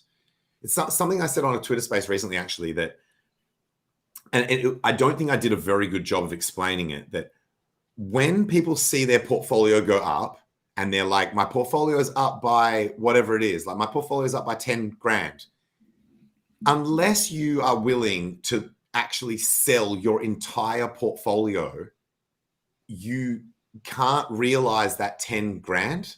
So it's like the gains you see are never real, like that you can't, like the risk of even trying to realize those gains is too much, because then you're not even exposed to crypto anymore. Theoretically, even just taking that 10 grand out, you're reducing your bag size. So it's just a constant fuck up of like the psychological trickery that goes on. Really, if you were to try to actually like put into dollar terms what you're worth in terms of crypto, it would mean, what if you sold everything and emergency staked everything on that day and ate all of the slippage on that day? Then how much would it be worth? And it would be like drastically less than the whatever value the paper value it has. Yeah. And then it all ends up coming back to this whole idea of timing, right? That if you were to try and be like, okay, well, I'm going to sell a bit or all or whatever, and then try and buy back in lower or whatever, then it just comes back to this market timing shit. So it's yeah, and your human psychology is going to fuck you every time doing that. Exactly. Trying to do exactly. that. You just get fucked at every step. Yeah. Yeah. So just going back to what you were saying, Bluey, before about, you know, if the price shoots up, people are going to be EESing, and just making a connection to the Bitcoin chart from that period back in 2013 through to 2017. I wonder how many people like are biting their knuckles still that they sold in the second half of that bear market from $200 through to $1,200. Yeah. Just happy to get back to that all-time high of $1,200, and sold most of their bags, and then only in the next year to see it go from 1,200 to 20 grand. That's why you don't ever sell all if it's an asset that you believe is quality. So the only people that would have got fully wrecked by that are the people that didn't actually have the conviction in Bitcoin, and they don't deserve to profit from it. So, and you say, yes, you're right. They didn't have the conviction, yet they would have probably held for 3 years in a bear market. They would have held for 3 years from 2013 through to 2017. Dude. The break even seller gets wrecked the hardest, man. They get wrecked the absolute hardest. They do. Yep. They go through all the pain. They go through all the pain to get back to not. And by the way, because dollars are constantly being eroded by monetary money printing and inflation, their version of, I finally got back to break even over that 4-year period or whatever, you're actually down in real terms. Yeah. And then you just get to sit on the sidelines while everyone else gets rich, including the new people that just came in all bright-eyed. Oh, what's this crypto thing? Oh shit, I'm a millionaire. Oh damn. Like, yeah. Because they bought the bottom of the bear market, your bag, and you bought the top of the last, bull market. That's why, that's why once you're back to break even, that means by definition the momentum is upward, the sentiment is improving, the all the weak hands have been washed out. It's like literally the worst fucking time you can sell, like the worst possible time you can sell. But there's a lot of psychological pressure too, because you don't want to like Exactly eat that loss. Yeah. Yeah. You're so adverse to the idea of having to go through that pain again. Yeah. You just want to, yeah. It is a really good feeling, like taking out what you initially put in, so that what you have in is just gravy, and you can. Oh, sorry. You mean yeah. Sorry, you mean taking your initial investment as out. Yeah. Yes. Getting to that stage where it's just like, okay, whatever's in now is just gravy. And you can sit back on that and not worry too much if it goes up or down. Yeah, and I guess that breeds diamond hands, doesn't it? Because you end up having a category of people within the market that they're like, I actually don't give a shit if this thing goes to zero. And then they're diamond handing it. And the more people you have like that, the more likely it is to go up. All gravy, baby. Like Thanksgiving turkey. I drafted this thing and never sent it out. I'm going to like fire this off at Now Payments. I know you already said that KDP did it, but like additional pressure is always a good thing. Oh no, that's right. I was trying to find an image for it, but this particular computer, I don't have Telegram. It's all right. Let's find a different way. So what else should we talk about other than market psychology?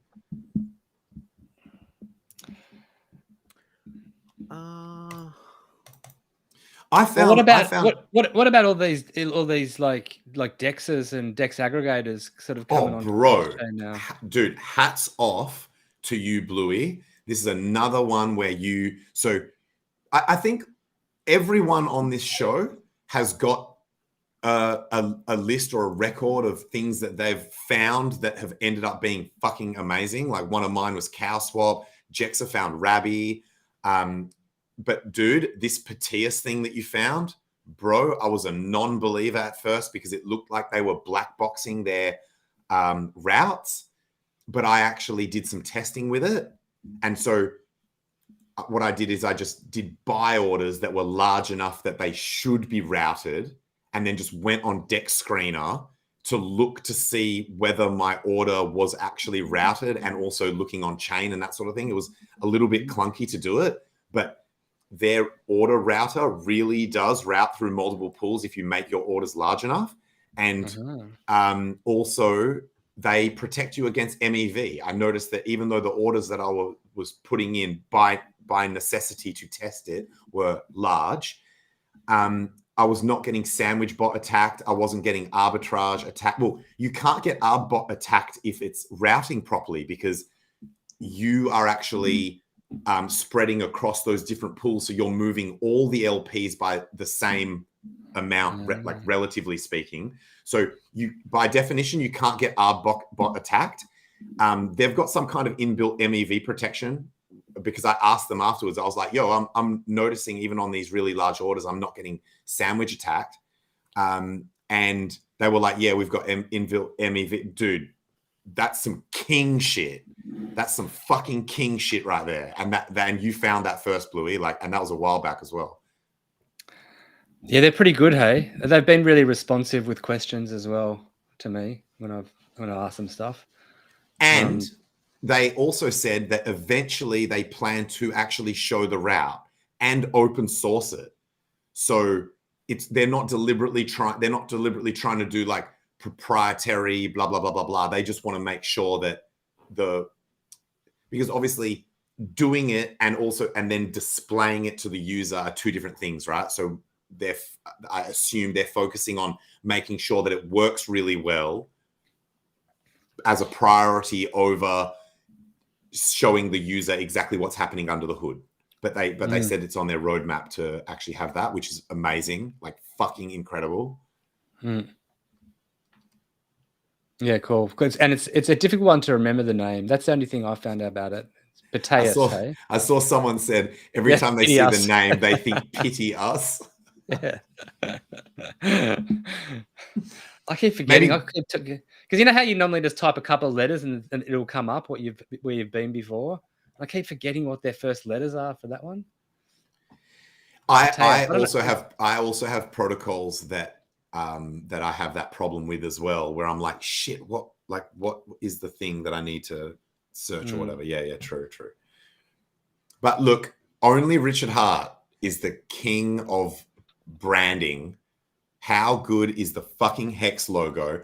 Seriously, when I go to make a cup of coffee, I usually pick this mug or something like it, like one of the HEX, like the black and white HEX logo ones and shit like that, just because it's the best looking fucking mug, not just because I'm a HEX maxi. Nailed it. Quick break. Why are you guys so anti-dictators? Imagine if America was a dictatorship. You could let 1% of the people have all the nation's wealth. You could help your rich friends get richer by cutting their taxes and bailing them out when they gamble and lose. You could ignore the needs of the poor for healthcare and education. Your media would appear free, but would secretly be controlled by one person and his family. You could wiretap phones. You could torture foreign prisoners. You could have rigged elections. You could lie about why you go to war. You could fill your prisons with one particular racial group, and no one would complain. You could use the media to scare the people into supporting policies that are against their interests. I know this is hard for you Americans to imagine, but please try. Why are you guys...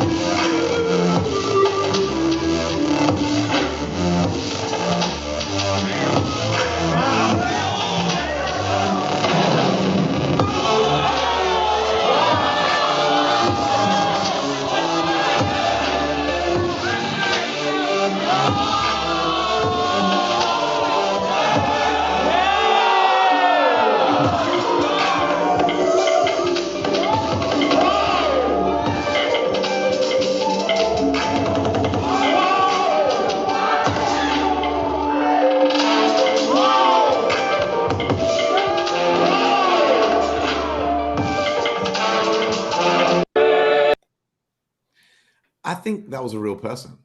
That was definitely real. That wasn't AI. That was totally real. Just a robot, like they were doing the robot. They weren't a robot. No, that was just a brilliant skill. Bro. That that one from the movie, that Sacha Baron Cohen movie, I forget the name of it, is amazing. Dictator. Absolutely amazing.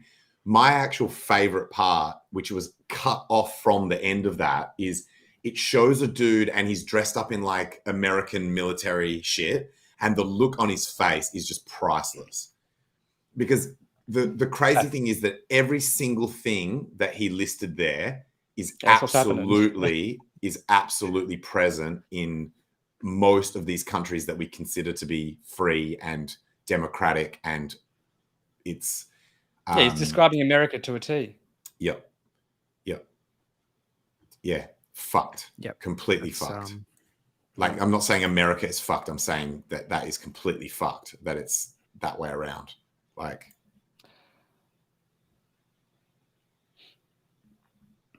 the good news is that there are many people around the world that don't agree with that shit, and like inside and outside of the countries that, like, we're in Australia and we don't. Most people would not agree with it if you chatted to them one-on-one. No, of course not. It all comes down to the money, and what gives them the power is control of the money. It all comes down to that. Hey, so like what do you? All the wars and I've got everything. something else. They can only buy like destroyers. Yeah, by being able to having print their own endless money. amounts of money.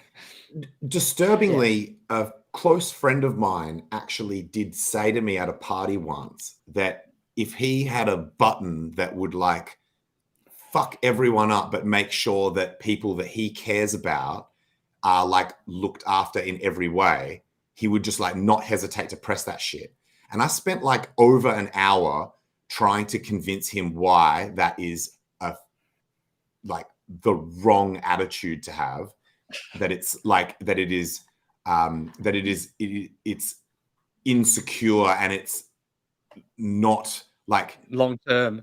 Yeah. And it's a horrible world. Absolutely like not helpful. And it's not really, like, and it's not keeping them secure. And it's not keeping your friends secure anyway. Exactly. But like, I was actually unable, and I know that I've got many of the really good reasons why that is not a good attitude to have. And he was not convinced by anything that I said in that. Hang on. What was his attitude? Effectively in line with the way that these what we see by corrupt individuals in powerful positions, that effectively they have no consideration for anyone except for themselves and those who are in their immediate orbit. And they believe that as long as they can armor themselves with unlimited materialistic wealth, then they will somehow be able to like offset or protect themselves against the shit that scares them within the universe, where it's like it's kind of the opposite. But yeah, so like shocking. That was shocking to me, because like it's not often that you actually get into these sorts of conversations when you're out socially, and typically I even try to avoid conversations that can become like I try to avoid politics, I try to avoid talking about work, I try to avoid like all sorts of conversations and shit to do with like, I don't even remember how it came up, but when he said that to me, and I consider the majority of my friends to be quite open-minded. So you don't talk about politics, you don't talk about sports, you don't talk about like what'd you say? What else? Politics, just like any shit that bores me, really. Work, so I've got. So you just talk about your dick. Chuck a Richard Hart and just start like dick measuring contest. No, I have got really close friends of mine that I've known for a really long time. I consider them close friends, and they would say the same of me. And I've got no idea what they do for work, because I've never asked them, and I don't give a fuck, and they know that I don't want to know, because talking about work is not what I want to do when I'm socializing. And so yeah, so I'm not saying I avoid tough conversations. If someone wants to get deep, I'll get deep. And I can't remember how this particular conversation came up, but it absolutely shocked me that was his attitude towards, I was thinking, well, then you're exactly who I don't want to have, like people like you is exactly who I don't want to have in power. because that's how we end up in this fucking situation. So yeah.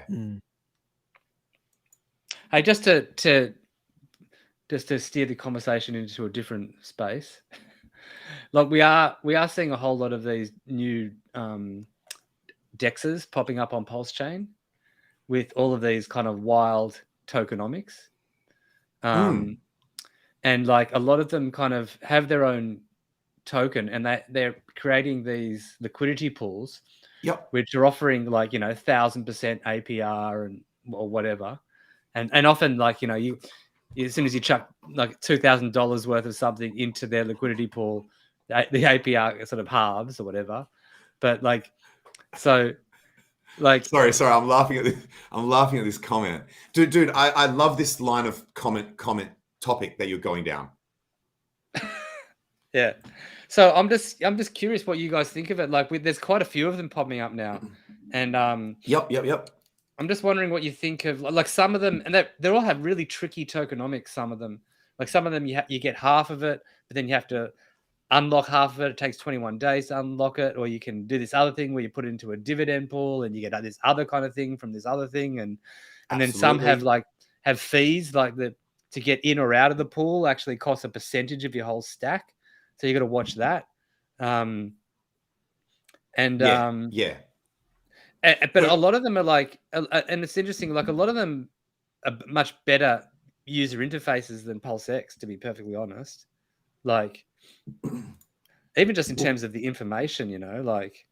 Yeah, man, there's a lot going on here, and I think one of the biggest ones in terms of improvement over PulseX is that many of them give you the fucking incentive token and the fucking fees at the same time. So it's like, well, so I want to first mention, Cookie's made a comment that I think is very accurate. This whole entire thing is a war for liquidity. Like, having liquidity either on your platform or paired with your coin is like that's the aim of the game.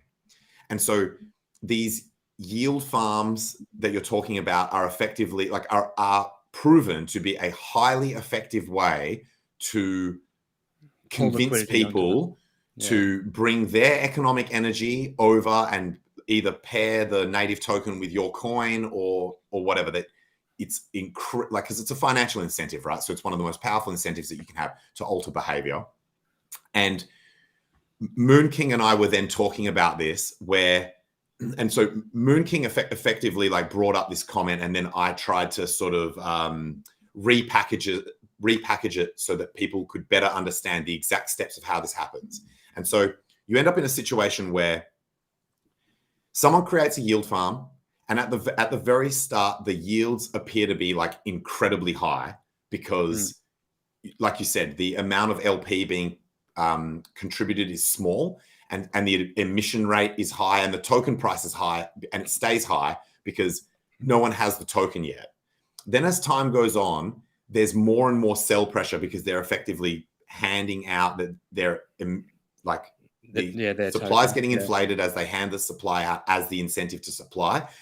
But through that midsection, those two things offset each other, because as more people come in to try and get those high yields, they have to buy the token to be able to participate, even whether it's single asset staking or whether it's in a pool.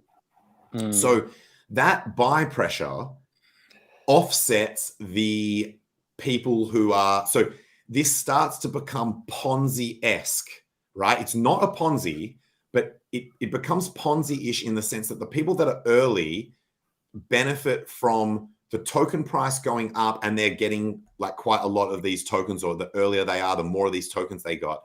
And then at some point in time, you reach a tipping point where people who were in at some point are like, well, I might start to take some profit, or worse, another yield farm comes up somewhere else that reports higher APYs, and people say, well, I'm going to take my economic energy over there.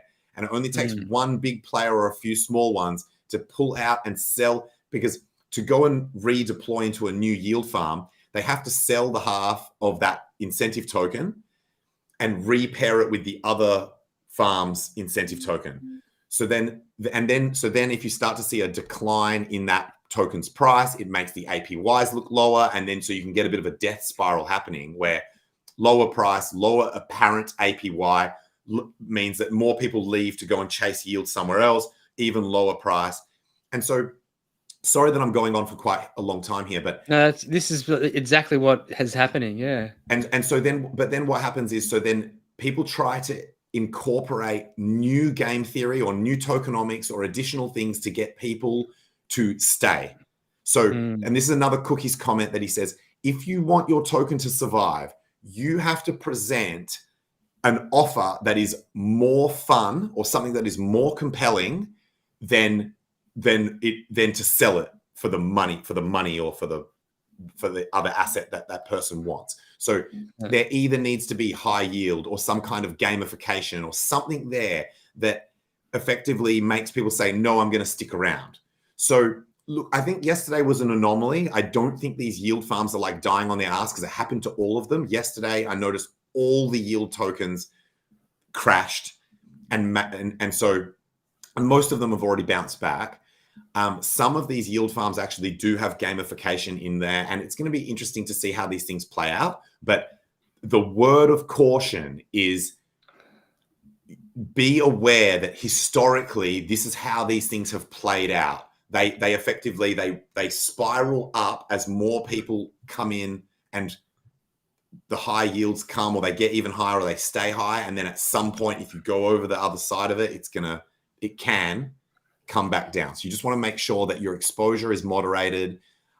Like you were saying before, you could potentially, because these yields are so fucking high, you can actually very quickly get to a point where you're not encumbered, like you're not exposed, that you've actually extracted the amount out that you've put in. Keep in mind though, that if the yield that you're getting is, say, yield token paired with Pulse, then it's not just your exposure in terms of what you've spent on their yield token to make the pool. It's You're also that if you go over the other side and that token starts declining in price, you are the buyer of people dumping. So you are the exit liquidity for whatever you happen to have in the farm. So it's almost like, I don't want to call it a levered play, but there's sort of like this this exaggerated risk. It's like the risk is levered, like in terms of, and so you can, if you play it correctly and you time it right, you can actually be quite profitable playing with these yield farms. But if you fuck it up, you can get wrecked. And I guess that's also crypto in general. So I like them. I've been fucking around with some of them. I've enjoyed it. I think generally the ones that I've involved myself with, I go into their telegrams, and the way that I interact with the teams, I can tell that they are. So another big risk is that they can actually be a total rug, right? Like a yield farm. They can say, we've got these yield farm, look at how high the yield is. And then they use that high yield to incentivize people to come in and provide liquidity, aka exit liquidity. Liquidity for them to dump their team token supply onto the market. It's not really a rug. It's just, it's not really a rug, but that's pretty short. Then I think they end up actually rugging, where they actually, so they'll dump on it, and then they've got their LP, they've got other people's liquidity. Yeah, but a lot of these people aren't providing the liquidity. Like PulseX doesn't have, no one from the PulseX team is providing the liquidity. That's all just they've got reputation though. So the reason why people are sticking around and doing yield farming on PulseX, even though the yields are way lower by like double order of magnitude. So we're talking like you might be making tens of percents rather than thousands of percents, is because there's the reputation that you're not going to get rugged. You don't have to worry that on the day-to-day that suddenly the incentive token or the tokens that you're providing to get into those LPs are just going to suddenly go to zero. So you make less yield, but you're exposed to less risk.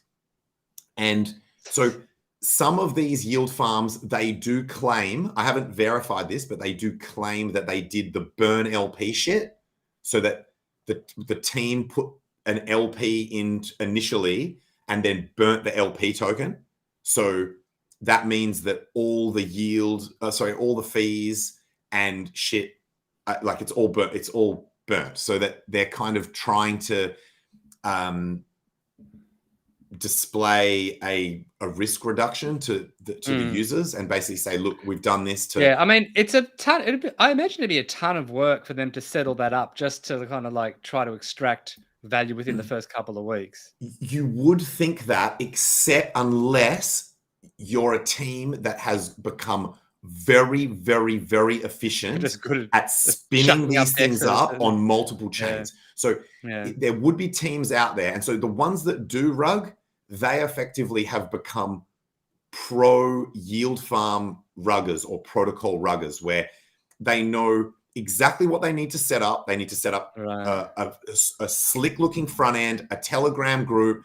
They pay for fake followers. They create the thing. They make it all look really good. They know exactly what to say, which is part of the problem, that you go into these Telegram groups and they fill you with confidence. But if it is a scam, then those teams actually know exactly what to say to calm your nerves. So something that is, and I apologize, I forgot what the username was. I would like to give credit where credit's due, but someone replied to a post that I made where they said they've been messing around with yield farms for a number of years now, and they said that they have noticed these certain attributes to do with the ones that typically rug. And one of the things they said is the rug ones, it usually happens within the first few days. So, and that was one of the biggest things that, so these ones that actually have worked to build a community and stuff like that, they're actually making quite a lot of money just by actually running the farm, like running the protocol. So there's a financial incentive for them to not rug. But then to counterbalance that there is also a financial incentive for them to rug. And the more money that is like locked in their contracts, particularly if they have admin keys, the more money that's in the LP that they could dump on, that becomes, so it's almost like sometimes, and I think I've said this before to do with other things, it's like almost like the more money you put into something, the more you are financially incentivizing the team to rug. In certain protocols, depending on how they're structured, right? Like in this case, they need admin keys for certain aspects of that for it to be an incentive. Because if it's not, then it doesn't incentivize them to rug because they can't access the funds. So it does interest me. I am playing around with it. I think people need to be really careful with it. And what's this tweet that Richard has just done? Can someone pull it up? Because I just had a quick look, but I couldn't. Oh, OG. Do you want to pull it up, OG? 43. Let me just go on Twitter right now. And by the way, you guys will notice that I did not say the name of or shill any particular one, and that was deliberate, right? So I assume that if Richard's listening, that he knows that I'm not, and I'm trying to be as it's a pretty long tweet, like as transparent and accurate as possible in the terms of what you do and don't get in these different farms. I really would love to see a PulseX solution where you can earn incentive token and fees. And I know that I'm not alone in that, in the sense that part of the reason for an incentive token is to offset the impermanent loss that you get, which fees don't typically cover that. And so if you're only getting one or the other, it's not ideal. And I think if PulseX is going to retain the crown as being the greatest DEX on the chain, it can't be, let me just see, Richard Hart. You know, it is. I'm just loading it up right now. Was it a tweet or a reply? So it's a tweet. I've just got it up on. We've got it up on screen, man. Oh, so we can read through it if you want. Here it is. So PulseChain, what would be nice to have? A list of useful contract addresses like wrap Pulse on Ethereum and bridge in tokens from ETH to PulseChain. PulseX, single-sided staking. Auto route across V1 and V2. Yes, please. Fast auto route finding. Please. Yes. I thought dude, that is something that annoys me, man. That like every time I'm going to buy or sell something, I have to load up V1 and V2 and check because it's like you don't. I know that's why Piteus is so good. LPs can. Oh yeah, dude. No, yeah, but true, man. True. I've literally been just using Piteus the entire time. And now, and it's great because it checks a lot. It checks over at Fux and Easy Swap. Yeah. It actually routes through all of them. Yeah. I actually tested it out with one that was, so speaking of yield farms, there's a yield farm out there where they don't have a pool, they don't have pools on PulseX because they actually run their own DEX. So there are two types of yield farms. There are yield farms where they are actually rewarding you for having a PulseX LP. And then there are yield farms where, and then there are yield farms where they have their own DEX and their own LPs. So which is, I mean. So they're collecting ink and they're just giving you something else, basically. So it means no, because remember you can only submit the LP NFT into one farm. You can't get both. So no, what I'm saying, what they're doing is when there are some of them where you're putting your money in, and they're just putting it into the PulseX LP, and then they're giving you something else. They're collecting the ink token, and they're giving you something else. No. They don't get the ink token. So what all it is that so you're providing LP on PulseX, but it's paired with their token. So they're typically they sometimes have farms and pools and shit which are not their token. And actually, remember when you mentioned that sometimes when you're depositing, they just take this flat fucking fee and just rape you for 4%. Yeah, right? That's what Daytona Finances does. So typically, look, a lot of them actually do it, and typically the difference is if it is something that is directly related to their own token, it's zero fee.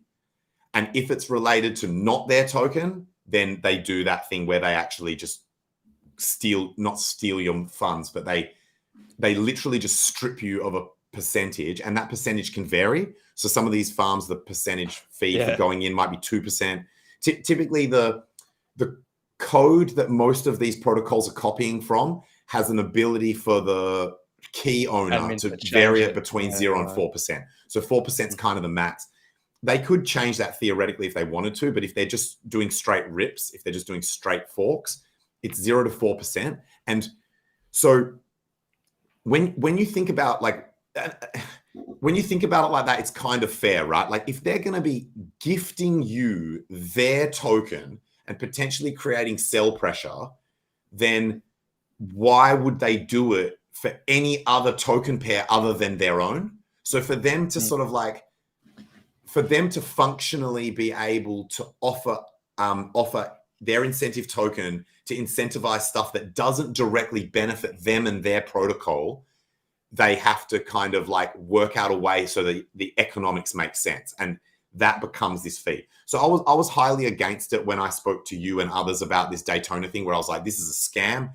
And then I kind of pulled my punches a little bit where I but sorry, day 43, don't take that down yet. I interrupted. We didn't actually end up going through the whole thing. So sorry, there's so many components of this that I didn't mean to just butt back in. But yeah, so this says so I wonder what single-sided staking will be though, like PulseX. What will that? I need to tell Richard we need to call this single asset staking because it is not single-sided.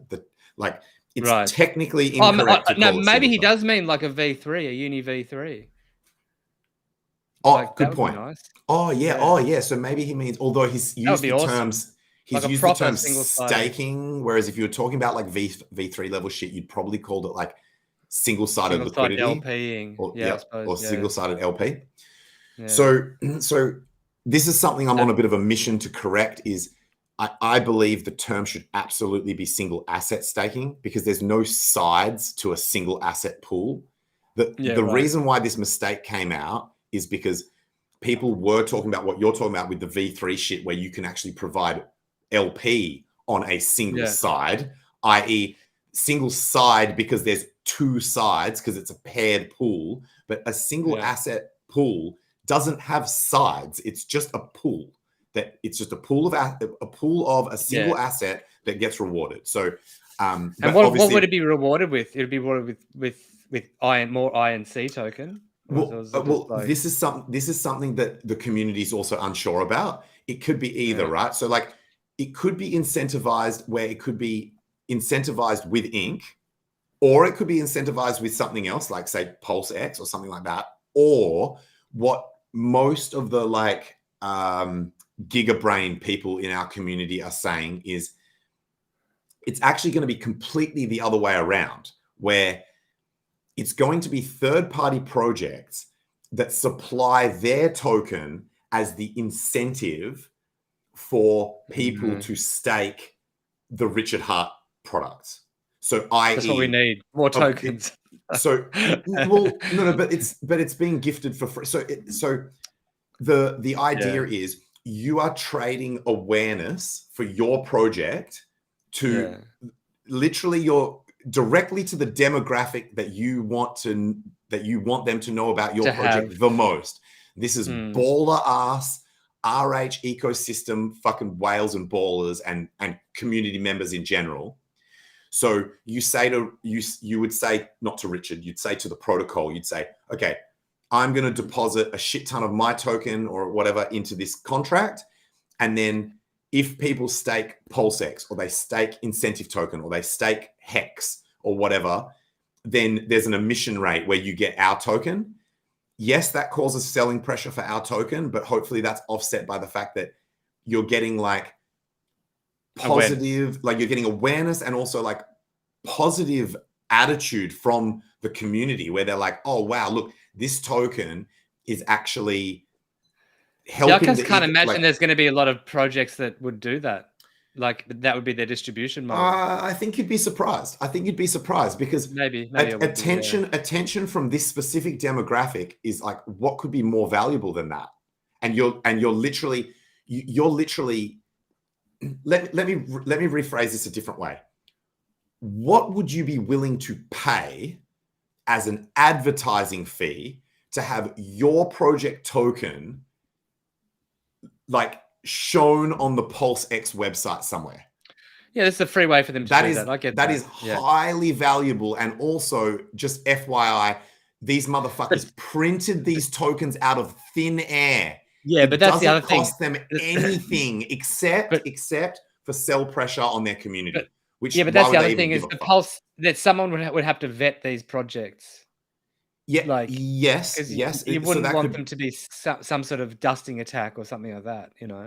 Well, I mean, the risk is low because it's being given out for free. But you are right. Yeah, but if they had there's absolutely no way, and then you didn't, and you went to sell them, and then there was an approval that gave you a whole sorts of blah blah. And there's absolutely no way, and that's probably another reason why people would want to do it, because it's almost like like a pseudo approval, stamp of trust approval. Sorry, I wouldn't say approval. Let's frame it the other way around. That it's saying it's a lot of risk but it's also a lot of risk for the PulseX people to take on, to give that token away, to be ensured that it isn't some sort of attack. No. Like how would they know beforehand? You're only trusting, so you're not risking your the risk to your asset is only if the PulseX devs fuck something up. What I'm saying is if it's a risk for the PulseX devs to give these tokens their stamp of approval by giving it out this way. Well, that was what I was just about to say. I would word it rather than a pseudo approval. I would actually call it just to say, these projects have to meet a minimum benchmark that they are not a complete scam. That, like you said, it's not that these tokens are not coded in a way to cause harm. That's easy to check. You can make sure it's not some kind of weird token that's going to drain your shit or whatever. They can just run the contract through an AI and just say, is there any vulnerabilities here or whatever? Yeah, it's still those. And then they're taking a lot of risk there. It would basically be, there would be a minimum requirement before they would allow a token, and that only increases the perceived value to these projects that would maybe want to do this. I'm not trying to encourage anyone who has a token to either do this or not do this. I'm just saying this is the kind of dynamic that some of these gigabrains have come up with of how they believe this is actually going to work. That it's not. This is not just more printing of the incentive token. It's actually the other way around. I'd rather see a V3. I mean, a V3 would be amazing. Like that would be the biz. And somewhere V3 would be sweet. Yeah. What else is on this list? Because for me personally, next one. The next thing says bridge. Remove the claim button. Yeah, that's a no-brainer. When bridging from ETH to Pulse, it's automatic. If it's unnecessary, why is it there? I'm told that the bridge, there's ones which are cheaper and faster and shit already, but. Oh, really? Timer on when it's useful to hit refresh, but not before 15 minutes. Reminder, you need Pulse once you get to the PulseChain side. Reminder, you need to add the token to your wallet, that the bridge output. Yeah, there's all sorts of like solutions for that now anyway. Like Rabby have this top-up thing that you can do from another chain. Yep. And there's all sorts of things happening actually, because there was this other thing I was playing with, Zenify, where you could just bridge from one thing to another Like you can just go straight from. They had, I think you can go to PulseChain with that as well, and you can like do BNB to Pulse or whatever, and that, yeah. A wallet do most of this stuff for you automatically. Yeah. Well, look, Internet Money Wallet, KG has been working tirelessly. Yeah, he's been chilling back. Yeah, listen, to be honest, I tried out today. I actually tried out Internet Money Wallet. Cool. And I was a bit disappointed, to be honest. I was waiting for the Trezor implication. Does it have Trezor? They have it now. It has it. Yeah, because I actually I've been waiting for it as well, and I checked it, and it actually has it now. And so I was trying to use it, but the way to connect to websites, because like when you connect, normally it has MetaMask comes up, and Rabby. If you have Rabby and you just press the MetaMask, it will connect to the Rabby. So it forces it to. It understands to know which one has control. Yeah. Like you can choose which one out of the two have control from inside Rabby. Yeah. But with Internet Money Wallet, you have to connect through Wallet Connect. And so you have to hit Wallet Connect, and then you have to copy their code, and then you have to go into the settings of the internet. And then you have to go. It was just like, this is not for noobs. Oh, wait. Is that on every single site that you go to, just once? Just to connect to a site, right? And well, every time I was like opening it up, I had to type my password in again. So that was already a little bit annoying. There was a number of things which I was like, that's probably a setting. That's probably a setting. Maybe it is. Yeah, maybe it is. I only played with it a little bit, but also I was just unable to actually do something. Like I tried doing something and it didn't work. Like finally I got it connected to a site, and then I was trying to do something, like a transaction with that site, and it just wouldn't do it. And I couldn't work out where to see it was, because like the scan on PulseChain.com, it doesn't have like transactions which are waiting to go like on EtherScan. So you don't know if the transaction is there in the pool waiting to be done or not, pending or whatever. And I couldn't, and there was no one on Internet Wallet for me to find out if it was pending or not. And then there was one place where there were transactions, but there were some old transactions there as well. And so I tried doing them, and it just got a bit confusing. And I just thought, I was a bit disappointed, to be honest. I should go into their Telegram and tell them my experience, and because KG was a great guy. I met him, and I really think that's awesome what they're doing. I was literally just about to say, and so just DM KG. So when I played around with it on the testnet, and obviously my biggest thing was I needed to support Trezor, and they said that was on the way. That's obviously being delivered. One time I think I was promoting Rabby or something, and KG asked me, he said, hey man, why are you promoting that wallet when we've got ours is PulseChain native, made by the community for the community. PulseChain's the first chain on the thing, and gave me all the reasons. And I DM'd him with a list of things that I like about Rabby that are not either not available or not comparable on Internet Money Wallet. And he said that they are literally working on all of them. He said, dude, we're aware of the competition. We're aware of, and I just said, look, man, it's almost like Rabby are just reading my mind and preempting everything that I need. Things that it'll be great, something that annoys me about Web3. You don't need a burner. You don't need a burner wallet on Rabby. Yeah, so that was the first thing that immediately was that annoyance where you have to make software wallets first, which you do with MetaMask. That was the first thing when I used Rabby. I was like, that's already impressive. That was something that annoyed me. But do you know what they've implemented recently? There's a resend button. So sometimes with Web3 shit, you go to submit you send a transaction, you go to sign it, and it just never, the bridge fucks up or something, and it never just pops up with the thing for you to actually sign the fucking thing. And so then you're like, what the fuck? But Rabby did this thing where there's a resend button and you can click it as many times as you want. And usually, eventually it works. And sometimes it takes multiple times. Yeah, I like that too. I like that too about Rabbi. That's relatively new. And so basically I gave KG the list. I was like, man, I'm having this experience with this wallet and it's fucking incredible. And these are all the things that I love about it. I would need a wallet to at least match this for me to go and change over to another wallet. And he promised that they are aware of those things and they are working on them.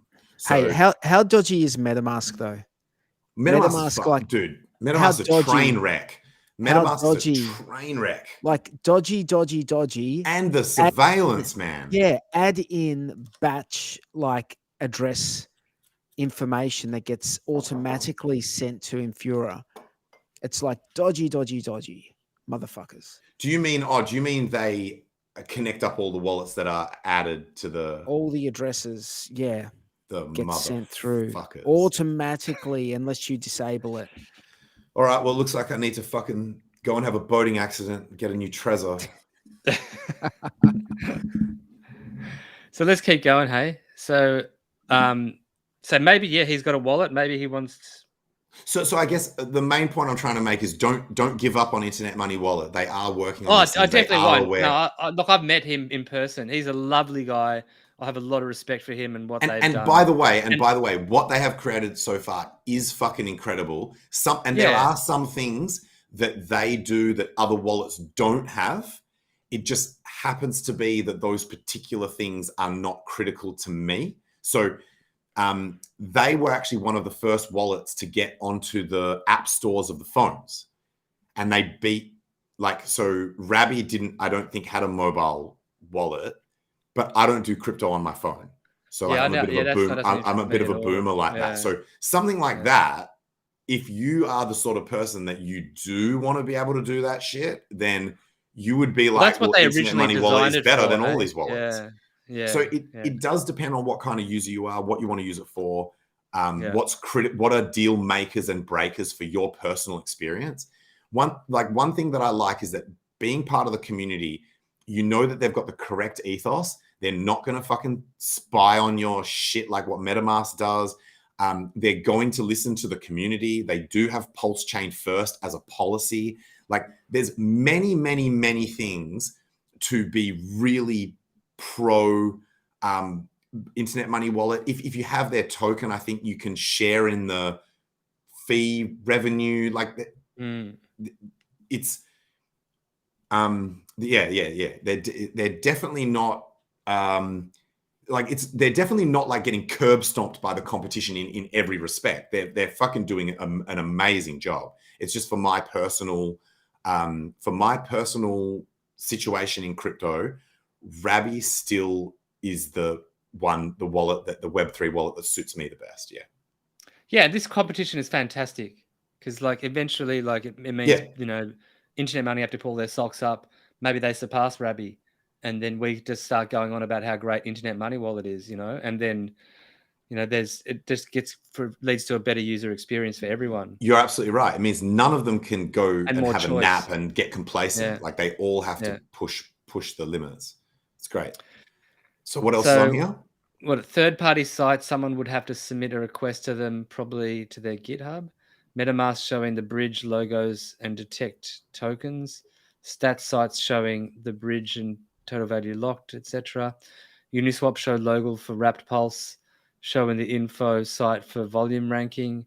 I guess it's just like a list of things for the community to go out and start trying to get done. Hey, is what he's done. Yes, and I also notice a note here where he's saying the better we refine this list, the easier it is for people to know what is needed / wanted.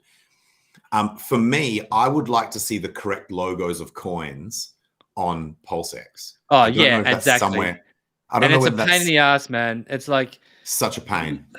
Oh yeah, because it's kind of good that you have to make sure it's the right contract, but it's like every time you delete your cache, then you have to go back there, and it's like again you have to go through this whole thing of they could have lists of the correct tokens for a lot of this stuff.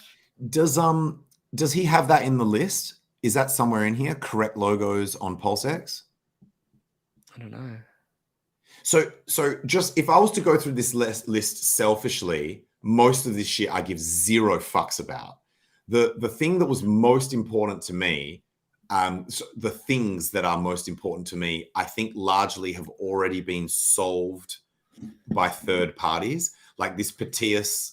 And by the way, speaking of internet money, well, again, KG claims that they are also going to do like a multi-routing thing for the swapping within internet money. That they've actually already built it. It works. They're just refining it. So, so Internet Money Wallet and Petius are already doing the routing thing. That's great.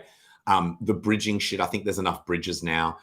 I think non-KYC on and off ramps, making them better, more convenient, and more robust. And so I don't want to have to go to the fucking supermarket every time I want to come in, and I don't want to have to like do weird shit on the way out. Like that would be awesome. Most of this stuff. So my priorities are things that I want that are going to convenience me or financially benefit me, and or things that are going to make PulseChain more adoptable and make it easier and better experience for other people coming in. They would probably be my priorities at the top of the list. And I mean, single-sided staking, I know everyone's really frothing for that, but there's a shit ton of yield farms that have single asset pools. So that already does exist. Yeah, and he's actually asked. Look, he's actually asked us to list what we want. So exactly. That's what I was saying before. He's saying like, the better this somewhere. And he said the better the list of nice to haves, the easier it is for people to build them. So I'm actually going to throw on there. I hope I don't get unfollowed for this. But I was just going to put like correct logos for more assets on PulseX DEX would be great. Because at the moment, I mean, the last time I checked, it was still like even projects that we all considered to be legit were still not showing logos. Is that still your experience? Maybe I should double check that before I go far. Some of them, yeah. Some of them still don't have logos on PulseX. Or the other thing is, I would like for projects to actually say where they're getting their information from. So say something like Morales Money, right? Say we want a Richard Hart product or another one that's within the Richard Hart ecosystem, like third party like just external, to be like listed more correctly, either its security score or some aspect of it. It'd be nice to know where they are pulling that data from, so that then rather than harassing them, hey man, can you please show the logo for Maxi or something? You could be like, you just go direct to where they're getting their data from and tell those motherfuckers, hey, we need you to list this shit correctly. And then it flows on from there to the place where people are seeing it. Oh, we still don't have like documents for PulseX, hey? Where people can read up about it and how they do things and like what ink is and how that's, decided. Actually, more than just the logos, the ability to search tokens. So say I just used Maxi as an example because it was the one I just said. On PulseX, if you try to change the token and you type in Maxi, it says no results found. So you've got to go and fucking get the contract address. Yeah, exactly. And you're like, well, some of these tokens, I think, Cosa and it'd be good if it was at least coming up with suggestions of what you maybe mean. Like, I don't know. Like, as in, it just seems. Surely we could have a list of kind of verified contracts and, like the popular kind of. Like, so I guess what I'm saying is I know that Richard has that attitude of like, I don't want to actively promote projects that are not mine, but I think this is kind of like going too far in the other direction where it's like, almost makes the DEX unusable, or it makes it clunky / like Yeah, it just makes increases it the harder to friction. use. Just makes it Yeah. harder to use, and then you end I up. find myself going over to Ethereum, like Etherscan, and searching the tokens in Etherscan because they you can use the ticker.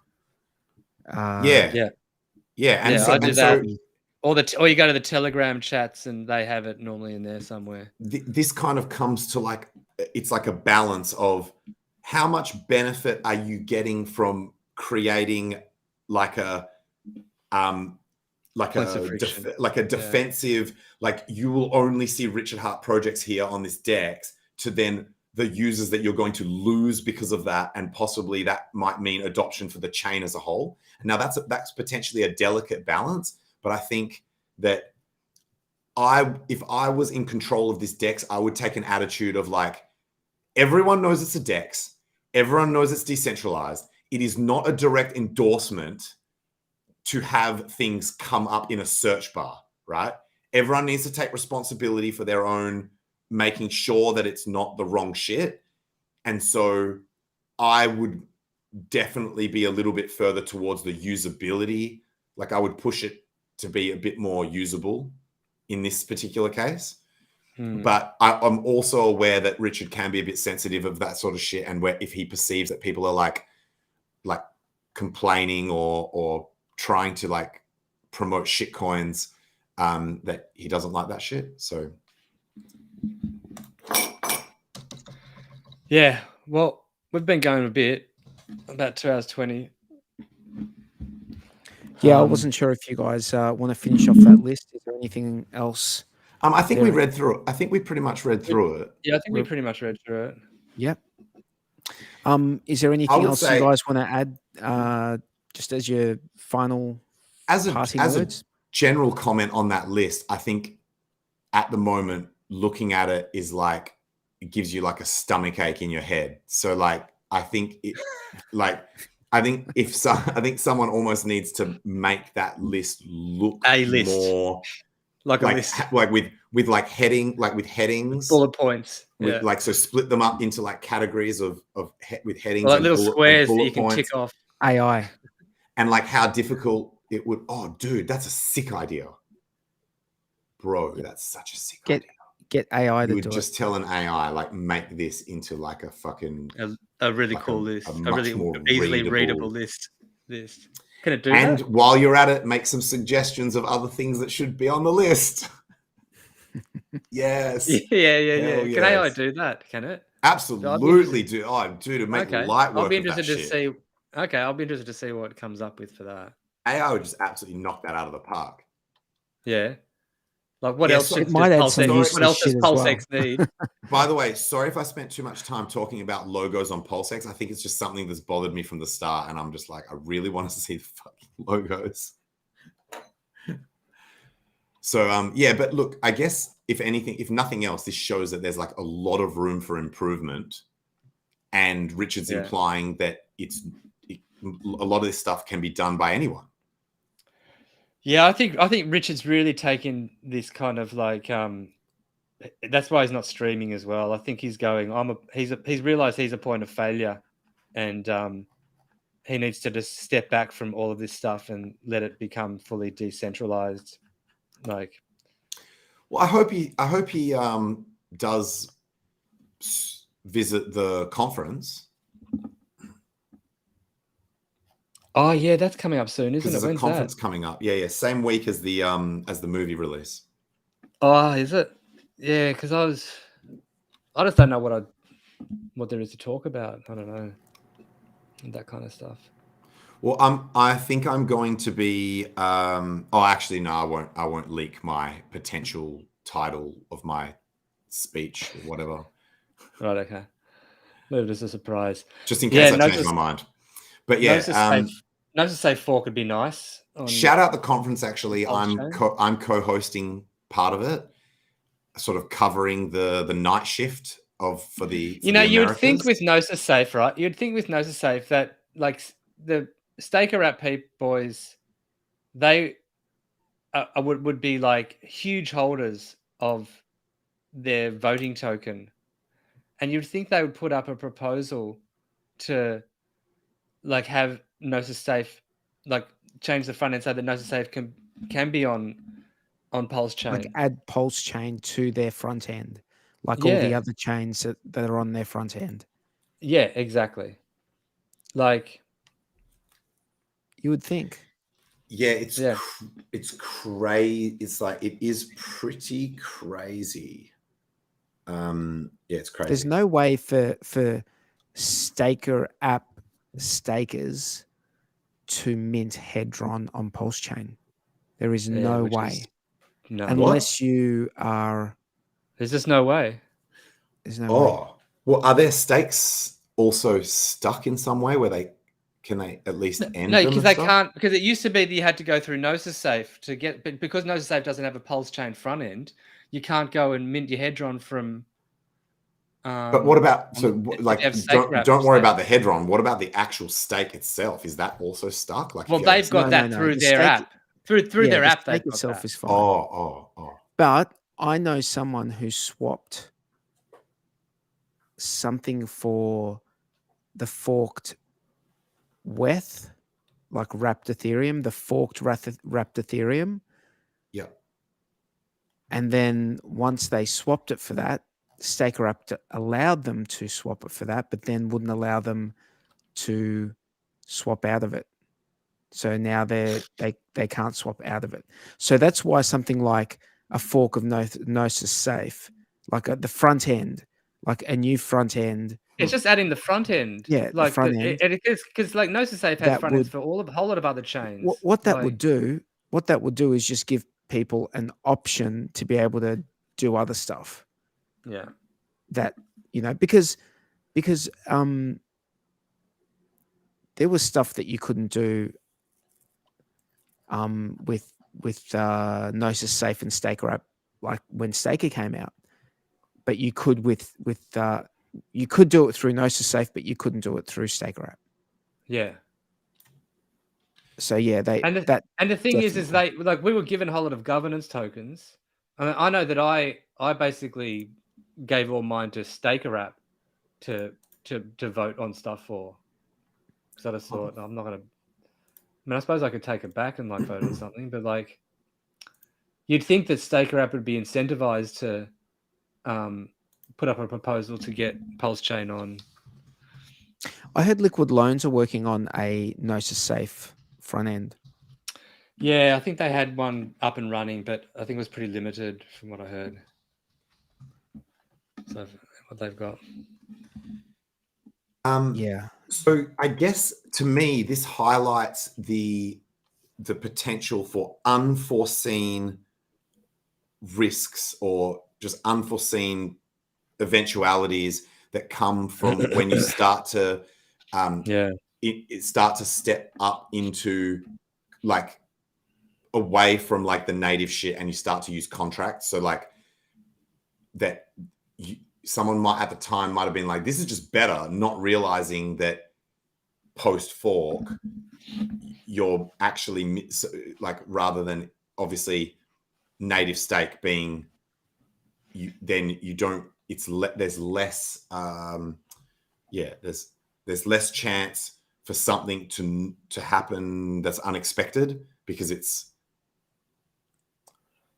and I guess it's that same theory with, like, say, when you own a phone that half the fucking world owns, when you have a problem with it, 1 million people or 100,000 people have already had that problem. There's already Reddit threads on how to fix it. Someone's already on it. The bug has been like assessed. The company knows about it. People are writing code for it. Whereas if you want, as you move to like a smaller and smaller subset of the structure that you use, whether it's the hardware wallet or the smart contract or any of that shit, you start to have, you open the potential to have a problem that's less likely to be addressed with speed. I thought Hex Scout was going to deal with it, to be honest. What's happening with that? What's happening with that? Is that out yet? No, I mean, they had that site where they had a list of the things that they need to have done before it's released, but I don't know what's happened with it. Like, I can't remember what the site was, but code is hard, yeah. Code is hard, yeah. Well, they had Alex and that Korean guy working on it, I think. And yeah, I'm gonna create a website called Software is Hard. it really just goes to show you though, like don't promote your stuff unless it's ready. You know, like make your stuff ready and then release it. Don't like say it's gonna be and then, because it really does. Don't honey dick us. I've never heard that before. That's a made-up term, but everyone should know exactly what that means. Yeah, you'd never heard it, but you knew exactly what it You knew meant. exactly what it meant. Which means it's a good term. Bro, so this is the crazy thing, right? I literally spend more time during my week over the last, probably at least the last 4 weeks. I spend way more time on AI shit than I do on crypto shit nowadays. And I did not think to use AI. And I've got that policy. I tell other people, whenever you're about to do something, think, can I use this shit with AI? Can I make it more straight? Whatever. And I did not think to do what 43 said. And it has. So I'm going to reply to Richard with this thing where it's like. Yeah, Ash said he just punched that tweet into AI and it smashed it. Like the most amazingly clear list with all the fucking shit. And so I'm just going to punch that back onto his tweet for now. And then I might try and make my own list.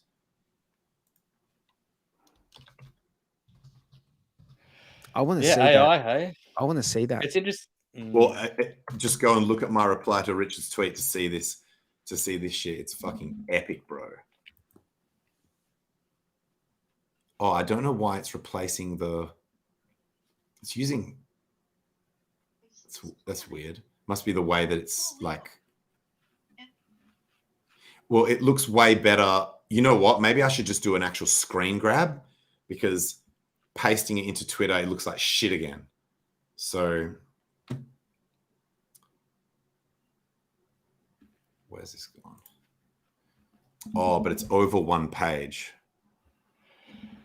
It has been getting, like, Machiavelli just brings up an interesting point. Like, there are still like these projects out there that people sacked for.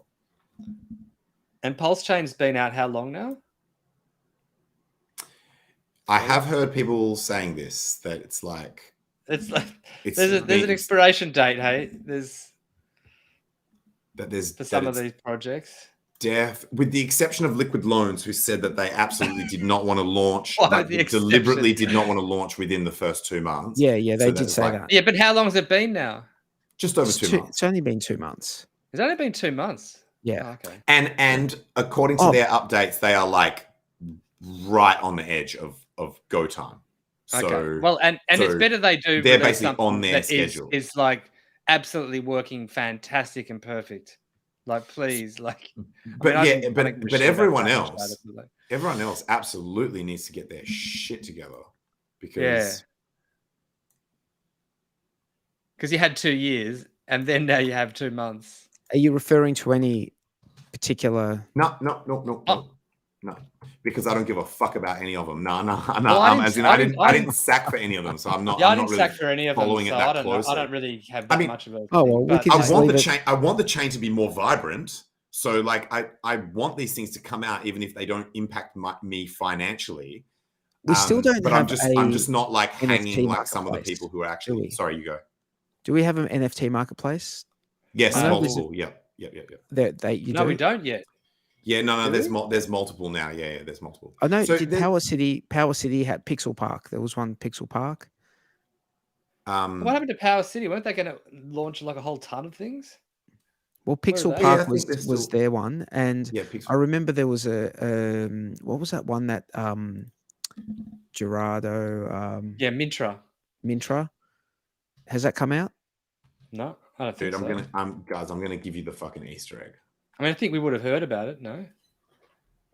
I'm gonna give you guys the fucking Easter egg. Just sit tight. I just in what's Shepherd that Shakes, one? there's no marketplace where you can trade NFTs from different projects and not just their own. Right. So there's a website that got created called gopulse.world, and they are like they want it to effectively be like a simple directory to start with all like, so effectively to answer this question that you guys are asking, but more generally that it's, if someone's like, oh, I want a lending protocol, they just go to that tab and it's got all the projects that claim to be able to do that. And so yeah, go pulse all in one word .world. And so if you click on marketplace NFTs, and by the way, they've got a rule that shit does not get listed on here unless it's actually operating. So it's not like white paper only bullshit or projects that haven't launched. Their policy is that they will only list a project once it's actually operating. And so under NFT marketplaces, they've got Mintra, Pulse Punks, Hex Toys, and Beatbox. So 4 marketplaces active now, and obviously they're going to have, like, I think at least 2 of them claim that they've got auto listing of all the NFT projects that were on Ethereum. So that's cool. I think that's Beatbox and actually, sorry, no. The other one I'm thinking of that does all Ethereum NFTs isn't even listed here. It's Hocus Pocus. So that one, they need to get their shit added on here as well. I'd like to see X2Y2.io. I'd like to see them add PulseChain. Yeah, you pull it up if you want. I shared it if you want. That's a good one because you can you can do. So you can loan. You can make a loan out with your NFT. No, but you can do a private sale like on that one. So you could potentially sell a HSI, a HEX HSI, to let's say you've got a buyer, you've done a deal with someone, and you say, oh, you want to buy this HSI of me for this much, Ethereum or whatever, and you just list their address, which they tell you as the only buyer's address. And because it's a private sale, I don't think there's any fees. No, this isn't on PulseChain. And that's my biggest problem that I have with the sale of HSIs. If you're going to use proper, just regular NFT marketplaces, is you're going to pay this like 1 or 2 or 3% fee. And it's like, you don't want to give up like 1 or 2 or 3% fee to sell a HSI, do you? You just want to sell it for nothing. You want to just sell it and not have to, and just pay the transaction. For no fee. Yeah. 43, you just reminded me of this comment that basically with any protocol so in any situation like this of something that you want or that we want, there's 2 options, right? That an existing protocol that already exists just adds PulseChain, or someone builds or launches the shit that we want dedicated for PulseChain. And it's like, for the end user, either is fine as long as you end up with a quality product. So that happened with this Patias thing. I literally bothered to type out this long ass tweet trying to pressure the potential players who could add PulseChain to their existing DEX aggregators, and then literally clicked my fucking home screen and saw that Bluey had actually just posted about Patias, which basically solves the issue that I was begging to be added. And it's like, all right, well, don't worry about it, guys. We don't need you anymore. We've got our own shit over here. So it's like, so either this X2Y2 or one of these other, like, so what I'm saying is you can plead to the PulseChain versions of the NFT marketplace to add the feature that you want, or you can go and find a marketplace that has the feature that you want that doesn't yet support PulseChain. It's either or. It's either the feature set, add PulseChain, or it's on the correct chain, but we need to add the feature set, and you only need one or the other. So it's like we've got double the potential. We've got double the potential to get what we want compared to other chains, because they don't typically have that option. Guys, my laptop's about to die, so all good, man. Sorry for talking so much. I hope the viewers got some kind of value out of this stream. I know the long ones are awesome. It's been a great stream. I've really enjoyed listening to you guys, and I've actually learned a lot about what you were talking about earlier. Oh, cool. So it's been good for me. Thanks for coming along, Tangent. Bluey, you guys want to say anything before we wrap it up? Oh, just me and OG43 are going to be doing another not HEX show on Thursday. We're going to be looking at Tetra. So we're going to have someone on to chat I need to know about about that shit. Yeah, You're welcome to come on, Tangent, if you want to. Yeah. And if you want to ask questions. I'll let you know in 2 days from now.